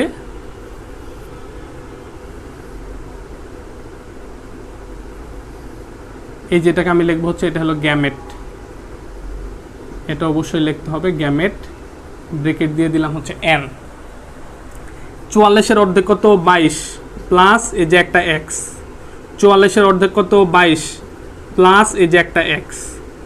44-এর অর্ধেক কত? 22 প্লাস X। 44-এর অর্ধেক 22 প্লাস এই যে একটা Y। এই যে দেখো, এখন আমি ভালো করে খেয়াল করো, আমি আগে এখানে 4টা গোল দিয়ে দিই, এই যে 4টা গোল দিয়ে দিলাম। এখন দেখো এই যে এখান থেকে দাগ দিলাম, এটার প্রথমটা দাগ দিলাম, তাহলে 22 আসলো, 22 আসলো, কত হলো? 44 প্লাস এই যে X, এই যে X, কত হলো? XX। তাই XX হলে সেটা কি হয়? মেয়ে, এই যে মেয়ে। তাহলে গেল এটার প্রথমটা গেল, এটারও প্রথমটা গেল। এখন আমি এটার এই যে প্রথমটা, আমি এটা আপাতত নিতেছি না, এখান থেকে আমি 2টা দাগ দিলাম, এই যে একটা গেল এখানে, একটা গেল এখানে। তো আর এটার প্রথমটা এখন এটার সাথে আসবে দ্বিতীয়টা, তাহলে যে 22 22 মিলে হলো 44 প্লাস এই যে এক্স আর এই যে ওয়াই, এক্স ওয়াই মিলে কি হলো এই যে ছেলে। ক্লিয়ার? এখন আবার প্রথমটা শেষ। তো এখন আবার এই যে দ্বিতীয়টা, এই যে দুইটা আছে, দ্বিতীয়টা থেকে এই যে দুইটা দাগ দিব, এই যে দুইটা দাগ দিলাম। এখানে আমার দুইটা বাকি আছে, এই যে দুইটা দাগ দিলাম। তাই একটা 22 22 মিলে হলো 44 প্লাস এই যে এক্স আর এই যে এক্স মিলে হলো এক্স এক্স, কি হলো মেয়ে। এরপরে এই যে গেল এক্স 22 22 মিলে 44 প্লাস এই যে গেল এক্স, এই যে হলো ওয়াই, এক্স ওয়াই যে হলো ছেলে। তো এগুলা কি হবে, এই যে এখানে এটা ব্র্যাকেট দিয়ে এটা লিখবো হলো জাইগোট। এটা কি জাইগোট, এটা হলো টুয়েন। তাহলে এই ব্লক চিত্রটা তুমি যদি দাও এইভাবে, যদি এটা হলো পরিপূর্ণ বিশুদ্ধ, ঘ নাম্বার আসুক বা গ নাম্বার আসুক, তোমার গয়ে 3 এ 3, ঘয়ে 4 এ 4, আল্লাহর রহমতে কেউ যদি স্যারের মন মেজাজ ভালো থাকে, যদি স্যারের বাড়িতে নুন তেল পেঁয়াজ ঠিক মতো থাকে, তাহলে তুমি 4 এ 4 পাবা। ওই যে তেল নাই নুন নাই মরিচ নাই। আমি হায়ার ম্যাথ প্রাইভেটে গেছি, তখন স্যার আমাকে একটা গল্প শোনাইছে। সেটা হচ্ছে কি, তো আমাকে স্যার শোনাইছে যে স্যার যখন সে প্রাইভেট পড়তো, তো স্যারের বাসায় গেছে প্রাইভেট পড়তে, তো স্যার আবার এসেছে খাতা দেখতেছে। তো স্যার সকালবেলা পড়তে গেছে, তার স্যার পাশে বসে খাতা দেখতেছে, তো ভালো মার্ক দিতেছে, 10-এর মধ্যে 8 9 8 9 8 9 দিয়ে যাচ্ছে, খাতা দেখতেছে স্পিডে একাধারে। স্যার বসে বসে অঙ্ক করতেছে, এই মানে পড়তেছে আর কি। তো তো হঠাৎ করে স্যারের বউ আসছে, আয়সা বলতেছে, এই তোমার খাতা দেখা বাদ দাও, যাও বাজারে যাও, তাড়াতাড়ি বাজারে যাও, বাজার করে আনো, যে নুন নাই তেল নাই পেঁয়াজ নেগলা আনো, যাও খাতা দেখা বাদ দাও। আয় হায়, স্যার কই, এই কালকে নেগলার নাম সব শেষ হয়ে গেছে গা, কাহা সব শেষ, তাড়াতাড়ি যাও। স্যারের গেছে মেজাজটা গরম হয়ে এখন মার্ক দিতেছে, কইতেছে তেল নাই নুন নাই, তেল নাই নুন নাই, 3 4 3 4 3 4। আগে মার্ক দিতে কত 8 9 8 9 8 9, সেম খাতাতে এখন মার্ক দিতে কত 3 4 3 4 3 4। তো হচ্ছে এই কপাল যদি তেল নাই নুন নাই মরিচ নাই পড়ে যায়, তাহলে কিন্তু তুমি যত ভালো লেখো কোনো লাভ নাই, মার্ক কম তো কমই। এই জন্য হলো কি, পরীক্ষা দিয়ে আল্লাহর কাছে দোয়া করতে হবে যে আল্লাহ, যে আমার খাতা যখন স্যার দেখবে তার জন্য মেন্টালিটিটা ভালো থাকে, সেজন্য মাইন্ড ফ্রেশ মাইন্ড নিয়ে থাকে, এরকম যেন কোনো অঘটন না ঘটে, যাতে আমার খাতাটা ভালোভাবে মূল্যায়ন না করা হয়। তো সেটাই তোমাকে বললাম, এই জন্য আল্লাহর কাছে দোয়া করতে হবে, তোমার সর্বোচ্চ চেষ্টা করতে হবে, সর্বোচ্চ চেষ্টা করার পর ভালোভাবে পরীক্ষা দিতে হবে, তারপর আল্লাহর কাছে দোয়া করতে, আল্লাহ আমার চেষ্টা আমি করছি, তুমি আমাকে সাহায্য করো। ইভেন কার্যকরী আল্লাহ তোমাকে সাহায্য করবে। তুমি যদি উত্তর ভুল হয়, যেমন একটা উত্তর ধরো 34 হবে, তুমি 43 লিখে ফেলছো, এই ভুলগুলো আল্লাহ তোমাকে সংশোধন করে দিবে। ঠিক দেখো, ওই মুহূর্তে স্যার যখন খাতা দেখতে যাবে, তখন স্যার বুঝবে যে ছেলেটা ভুল করে ফেলছে, 4 এ 4 দিয়ে দিই, মার্ক দিয়ে দিবে। আল্লাহর কাছে দোয়া করতে হবে এই জন্য। আবার তুমি যদি আল্লাহর কাছে দোয়া না করে, দেখা গেছে ওই স্যার ওই ভুলটাই ধরবে, হ্যাঁ 34কে কেন 43 লিখলো, 0 দাও, 0 দিয়ে দিবে। এই জন্য আল্লাহর কাছে আমাদের দোয়া করতে হবে। তাহলে তুমি এটাই ভাবে দিবা। সেটা হলো, পরে তুমি এটা চিত্র দিতে পারো। চিত্র হলো কি, লিঙ্গ নির্ধারণ, শুধু এতটুকু লিখে দিবা। চিত্র হচ্ছে কি, লিঙ্গ নির্ধারণের তুমি লিখতে পারো লিঙ্গ নির্ধারণের ব্লক চিত্র, বা শুধু লিঙ্গ নির্ধারণ এভাবে লিখতে পারো। ওকে, তাহলে যেটা বলছিলাম যে সন্তান ছেলে হবে না মেয়ে হবে, এই জন্য তোমাকে এই গ্রাফটা দিতে হবে। এটা তুমি গাইডে, কোনো গাইডে পাবা না, তোমাদের বইও ওইভাবে নাই, শুধুমাত্র তুমি আমার কাছ থেকে পাইলা, এই জন্য শুক্রিয়া। আমি আল্লাহর কাছে শুক্রিয়া করি যে কিছু স্টুডেন্টকে হইলেও, আমি বাংলাদেশের মধ্যে এত ভাইরাল কোনো টিচার না, আমার চেয়ে অনেক ভালো ভালো টিচার আছে, অনেক বড় বড় সাবস্ক্রাইবার আলা চ্যানেল আছে। বিশেষ করে আমি স্পেশালি একটা লোককে থ্যাঙ্ক দিতে চাই, মানে একটা ঘটনা আমি শেয়ার করতে চাই। সেটা হলো যে সেটা হচ্ছে যে আমি হঠাৎ করে ঘুম থেকে উঠে ফেসবুকে ঢুকছি। তো ফেসবুকে ঢোকার পর দেখি যে কে জানে পোস্ট দিতে, happy birthday to you Fahad sir, মানে ফাহাদ স্যারের বার্থডে আর কি। তো গেছে, ভালো কথা। পরে আমি আমার ইনবক্সে ঢুকছি, একটা ছেলে আমাকে মেসেজ দিচ্ছে, মেসেজে বলছে happy birthday to you sir. আর আমি বলছি, আমি পুরো মেসেজ লিখছি, তুমি কার মেসেজ কারে দাও, ফাহাদ স্যারের বার্থডে তুমি আমাকে মেসেজ দাও। পরে ও বলতেছে যে স্যার আপনি আপনার টাইম লাইন দেখেন, আপনারও তো আজকে বার্থডে।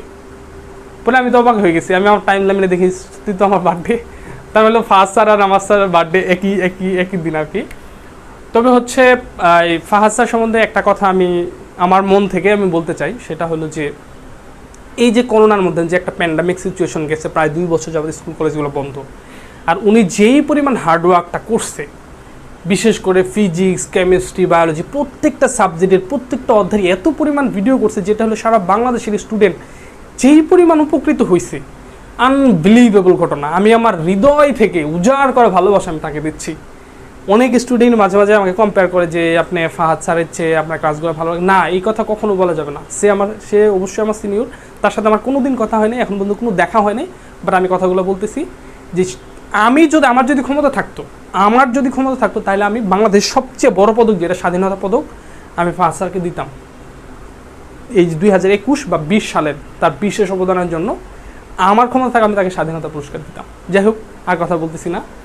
বাট তোমরা এটা চেষ্টা করো যে যদি এই প্রশ্নটা যদি আসে, এটা দিয়ে আনসার করো, আর উত্তরটাকে আমাকে বুঝাই দিতে হবে।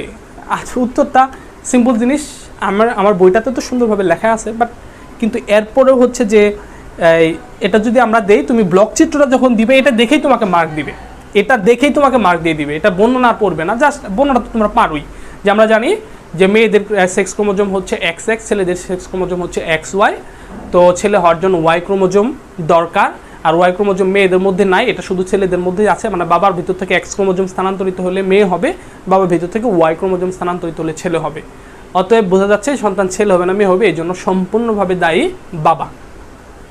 এটাই তো, এটা হচ্ছে তাহলে আমরা লিখবো যে সন্তান ছেলের হবে না মেয়ে হবে, এর জন্য কে দায়ী নিচে ব্যাখ্যা করা হলো। তারপর আমি গ্রাফচিত্র দিলাম, তারপর আমি ওইভাবে বর্ণনাটা দিলাম। আলহামদুলিল্লাহ, কমপ্লিট। আর একটা কথা মনে রাখো, তাহলে বাবা দায়ী হলে আল্লাহর ভূমিকা কি? দেখো, আমি একটা ছেলে মানুষ, আমার ভিতর X আছে, Y আছে, X স্থানান্তরিত হবে না Y স্থানান্তরিত হবে, এটা তো আমি জানি না, এটাই আল্লাহর হাতে। আল্লাহ যদি X স্থানান্তর করে দেয় তাহলে মেয়ে হবে, আল্লাহ যদি Y স্থানান্তর করে দেয় তাহলে ছেলে হবে। সন্তান ছেলে হওয়ার একটা প্রত্যাশা আগে থেকে ছিল, কিন্তু এটা এখন নাই।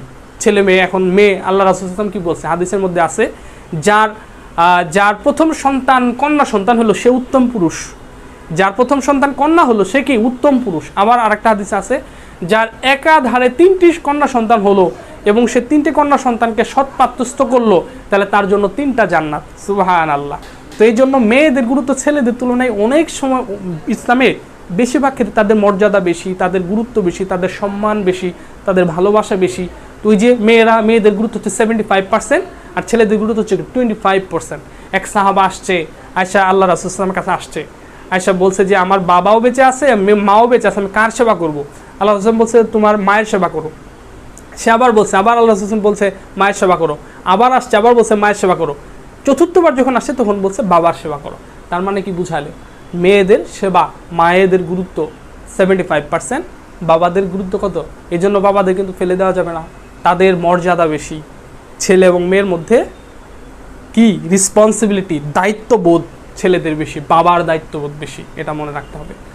তো থ্যালাসেমিয়াটা আমরা একটু দেখার চেষ্টা করি। থ্যালাসেমিয়ার জন্য এটা এত বড় গ্রাফ চিত্র, এটা বইয়ের মধ্যে আছে, তাও আমি সহজ করে একটু দেখাই। তো থ্যালাসেমিয়া হচ্ছে, দেখো থ্যালাসেমিয়াকে যেমন হচ্ছে, থ্যালাসেমিয়া হচ্ছে কয় ধরনের হয় এটা আগে বোঝার চেষ্টা করো।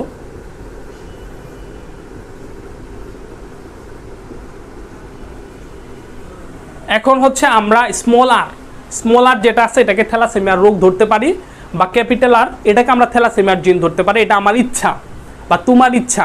বইয়ের মধ্যে ক্যাপিটালটা না স্মলটা আমি ভুলে গেছি। আচ্ছা, স্মলটাকেই থ্যালাসেমিয়া ধরলাম, যেটা থ্যালাসেমিয়ার জিন। তাহলে প্রত্যেকটা মানুষের 3 ধরনের মধ্যে আমরা কি বলছিলাম যে প্রত্যেকটা মানুষ হয় কেউ এটার মধ্যে আছে, কেউ এটার মধ্যে আছে, কেউ এটার মধ্যে আছে। এটা হচ্ছে একেবারে ফ্রেশ, একেবারে সুস্থ। এটার মধ্যে একটা সুস্থ আছে, একটা অসুস্থ আছে জিন। 2টা জিনের মধ্যে একটা হচ্ছে থ্যালাসেমিয়া, এই যেটা হলো থ্যালাসেমিয়া, এটা হলো থ্যালাসেমিয়ার না। তার মানে এই হলো বাহক। যারা বাহক তারা নিজেরা সুস্থ, তার ভিতরে জিনটা আছে, তার সন্তানের এই রোগটা হইতে পারে। তার মানে বাহকরাও সুস্থ, তবে সেটা বহন করতেছে সন্তানের হতে পারে। আর এটা হচ্ছে থ্যালাসেমিয়ার রোগী। তাহলে দেখো, তো আমাদের বইয়ের মধ্যে শুধু দেখানো হয়েছে 2জন বাহক। 2জন বাহক যদি হয়, মানে হচ্ছে বাবা বাহক, মা সেও বাহক, 2জনই যদি বাহক হয়, তাহলে তাদের কত পার্সেন্ট থ্যালাসেমিয়া, তাদের সন্তান থ্যালাসেমিয়া আক্রান্ত হইতে পারে? সাধারণত দেখো, একজন একেবারে সুস্থ অথবা আরেকজন বাহক হইতে পারে। একজন যদি সুস্থ হয়, আরেকজন যদি বাহক হয়, তাহলে কোনো সমস্যা নাই, তাদের কোনো সন্তান থ্যালাসেমিয়া রোগী হবে না, হয়তো বা বাহক হইতে পারে। তবে দুইজনই যদি বাহক হয় তাহলে একটু সমস্যা আছে। সমস্যা হলো তাদের 4টা সন্তানের মধ্যে গড়ে 4টা সন্তানের মধ্যে 3টা সন্তান বাহক বা সুস্থ, একটা সন্তান মানে 25% সন্তান থ্যালাসেমিয়া রোগী হইতে পারে। আর তাদের সন্তান যদি থ্যালাসেমিয়া রোগী হয়, থ্যালাসেমিয়া রোগী মানে কি? থ্যালাসেমিয়া রোগী মানে হলো যে সে 25 বছর বা 30 বছরের মধ্যে সে মারা যাবে। মানে এটা চিন্তা করে দেখো, একটা সন্তান হলো এত প্রিয়, আমাদের বাবা মা, তোমার বাবা মা দেখো তোমাকে কত ভালোবাসে, এমন ভালোবাসার একটা সন্তান সে 30 বছরের মধ্যে মরে যাবে, এরপরে কত ব্লাড চেঞ্জ করতে হয়, কত ধরনের ঝামেলা যায়। এজন্য সন্তান নেওয়ার আগে থ্যালাসেমিয়া টেস্ট করতে হয়। যদি হাজব্যান্ড এবং ওয়াইফ বোথই থ্যালাসেমিয়া পজিটিভ হয় তাহলে তাদেরকে সন্তান নেওয়ার ক্ষেত্রে এই জিনিসটা একটু ভাবতে হয় যে যদি তার সন্তানটা থ্যালাসেমিয়া রোগী হয়ে যায়, আল্লাহর কাছে দোয়া করতে হবে, আল্লাহ যদি 25%-এর মধ্যে যেন না পড়ে। এটা কিন্তু পরবর্তীতে ভুগতে হয় যে আমার একটা সন্তান 20 বছরের মধ্যে মারা যাবে, আনবিলিভেবল ঘটনা, এটাকে বিশ্বাস করে মেনে নেওয়া যায় না। তো এই জন্য দুইজনে যদি পজিটিভ হয় সেটার ক্ষেত্রে আমরা দেখবো যে কীভাবে 4টা সন্তানের মধ্যে 3টা সন্তান সুস্থ হয়, একটা সন্তান রোগী হওয়ার সম্ভাবনা থাকে। তো এই যে 2টা করে জিন এখানে দেওয়া হয়েছে, একটা হচ্ছে কি এই যে সেম আগের মতোই গ্যামেট লিখবো, একটা হলো ক্যাপিটাল আর, একটা হলো স্মল আর, এই যে একটা হচ্ছে ক্যাপিটাল আর, একটা হচ্ছে স্মল আর, এগুলো আমি ব্রেকেট দিয়ে লিখলাম কি গ্যামেট, গ্যামেট হচ্ছে এন। তারপর ওই সেম আমি এখানে 4টা ইয়া দিব, এই যে 1 2 3 4, 4টা দিলাম। এই যে প্রথমটা, এটার প্রথমটা, এই যে প্রথমটা থেকে আরেকটা দিলাম, এটা দ্বিতীয়টা। তাহলে ক্যাপিটাল আর এই কি হলো একেবারে সুস্থ, কারণ এটা কি ছিল, এটা ছিল হলো সুস্থ, এটা ছিল হলো বাহক, এটা ছিল হলো থ্যালাসেমিয়া রোগী, এটা ছিল হলো রোগী। তাহলে দেখো সুস্থ হলো, আবার ক্যাপিটাল আর, এই যে ক্যাপিটাল আর, এই যে স্মল আর আসলো, ক্যাপিটাল আর স্মল আর, তার মানে এটা বাহক, বাহকরাও কিন্তু সুস্থ। আচ্ছা, এখন এই যে এটা থেকে 2টা দাগ নিলাম, একটা এটার সাথে একটা এটার সাথে, তাহলে কি হলো স্মল আর ক্যাপিটাল আর, স্মল আর আগে লিখলাম ক্যাপিটাল আর, এটাও কি হলো বাহক। আর এই ক্যাপিটাল আরগুলো, ক্যাপিটাল অক্ষরগুলো একটু আগে লেখা লাগে আর কি। তাহলে এই যে স্মল আর কি হলো, বা পড়ে লিখলেও কোনো সমস্যা নাই। এই যে 2টা জিনই কি হয়ে গেল থ্যালাসেমিয়া রোগী, তার মানে সে কি হলো রোগী হয়ে গেল, থ্যালাসেমিয়া রোগে আক্রান্ত। তাহলে টোটাল যদি এটা হলো কি দিলাম, ধরো এটা বাবা, এটা হচ্ছে মা, দেখো বাবাও বাহক মাও বাহক যদি হয় তাহলে এদের 4টা সন্তান হলো, 4টা সন্তানের মধ্যে এই 3টা সন্তান সুস্থ হলো, একটা সন্তান রোগী হলো, 4-এর মধ্যে 3টা সুস্থ একটা রোগী, তার মানে পার্সেন্টেজ হলো এটা হচ্ছে 75%, এটা হচ্ছে 25%। তার মানে তাদের অনুপাত হচ্ছে কত, 3:1। এই হচ্ছে থ্যালাসেমিয়ার ব্যাখ্যা। তো আমাকে প্রশ্ন কিভাবে দিতে পারে, আমাকে প্রশ্ন দিতে পারে যে থ্যালাসেমিয়াটিক বংশগত রোগ ব্যাখ্যা করো, বা এটা বাবা মায়ের মধ্যে থাকলে সন্তান সন্ততিতে স্থানান্তরিত হয় কিভাবে ব্যাখ্যা করো, বা বলতে পারে যে বাবা মা উভয়ে বাহক হলে তাদের থ্যালাসেমিয়া রোগী হওয়ার সম্ভাবনা 25% ব্যাখ্যা করো, এই টাইপের প্রশ্ন হইতে পারে। তাহলে আমি এইভাবে যে গ্রাফ চিত্রটা আমি দেব, চিত্র হচ্ছে কি এই যে পার্সেন্টেজ এগুলো লেখার দরকার নাই, এই যে বক্স দিয়ে দেখার দরকার নাই, চিত্র হলো কি থ্যালাসেমিয়া রোগের ব্লক চিত্র বা থ্যালাসেমিয়া রোগ স্থানান্তরের ব্লক চিত্র, এভাবে একটা চিত্র লেখা তারপর বর্ণনা দিলেই হবে।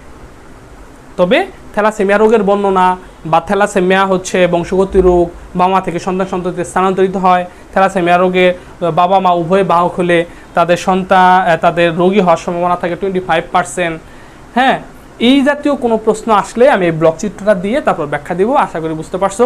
তাহলে হচ্ছে কি টোটাল বায়োলজি বইটা যে আমরা রিভিউ করি সবচেয়ে বেশি ইম্পর্টেন্ট চিত্রগুলো কি, মাইটোকন্ড্রিয়া ভালো করে পড়বো, প্লাস্টিড ভালো করে পড়বো, তারপরে হচ্ছে এদিক থেকে 4র্থ অধ্যায় 5ম অধ্যায়ে কোনো চিত্র নাই, ওখান থেকে অঙ্কগুলো একটু ভালো করে প্র্যাকটিস করব, তারপরে পাকস্থলিতে পরিপাকটা ভালো করে পড়বো। আচ্ছা, 6ষ্ঠ অধ্যায় থেকে উদ্ভিদের পানি শোষণের চিত্রটা ভালো করে প্র্যাকটিস করব, তারপরে হচ্ছে হৃৎপিণ্ডের চিত্রটা ভালোভাবে প্র্যাকটিস করব, এরপর হচ্ছে বৃক্কের চিত্র এবং নেফ্রনের চিত্রটা প্র্যাকটিস করব, তারপর হচ্ছে পুংস্তবক, স্ত্রীস্তবক, পুংগ্যামেটোফাইটের উৎপত্তি, স্ত্রীগ্যামেটোফাইটের উৎপত্তি প্র্যাকটিস এবং বর্ণনা ভালোভাবে শিখে যাব, ডিএনএর বর্ণনাটা চমৎকারভাবে শিখবো। আর এই কয়েকটা জিনিস প্র্যাকটিস করবো, একটা হচ্ছে সন্তান ছেলে হবে না বা মেয়ে হবে, এই জন্য কে দায়ী, থ্যালাসেমিয়ার বর্ণনা। আর কালার ব্লাইন্ড কোডে তো আমি আমার ক্লাসে খুব ভালোভাবে বুঝেছিলাম, যদি প্রবলেম থাকলে ওই ভিডিওগুলো দেখতে পারো। আর তোমাদের যে কোনো ধরনের সমস্যা, অ্যাটলিস্ট আমি হয়তো ফিজিক্স কেমিস্ট্রিগুলো ক্লাস নেই, আমি সময় পাই না, আমি তোমরা জানো যে সময় পাই না, এরপরও কোনো সমস্যা নাই। হয়তো আস্তে আস্তে কেমিস্ট্রি ফিজিক্স এগুলো নিব আস্তে, যেহেতু আমার বায়োলজির মোটামুটি কোর্সগুলো কমপ্লিট হয়ে গেছে, এখন হয়তো কেমিস্ট্রি বা ফিজিক্স শুরু করব। তোমাদের যে কোনো ধরনের প্রবলেম বা ম্যাথমেটিক্সেও কোনো প্রবলেম যদি থাকে কোনো সমস্যা নাই, আমাকে হোয়াটসঅ্যাপে বা মেসেঞ্জারে তোমার কোশ্চেনটা যেটা বুঝো না ছবি তুলে পাঠিয়ে দিবা, বা আমাকে ইনবক্স করবা, বাট কল টল দিও না, ইনবক্স করে আমাকে পাঠিয়ে দিবা, আমি চেষ্টা করবো তোমাকে সুন্দর একটা উত্তর দেওয়ার জন্য। আর কেউ যদি অন্য যে কোনো সমস্যা কারো যদি থাকে আমার সাথে যোগাযোগ করবা, ইনশাল্লাহ হয়তো আল্লাহ তাআলার রহমতে কোনো একটা ব্যবস্থা হয়ে যাবে। ভালো থাকো, সুস্থ থাকো, আল্লাহ হাফিজ।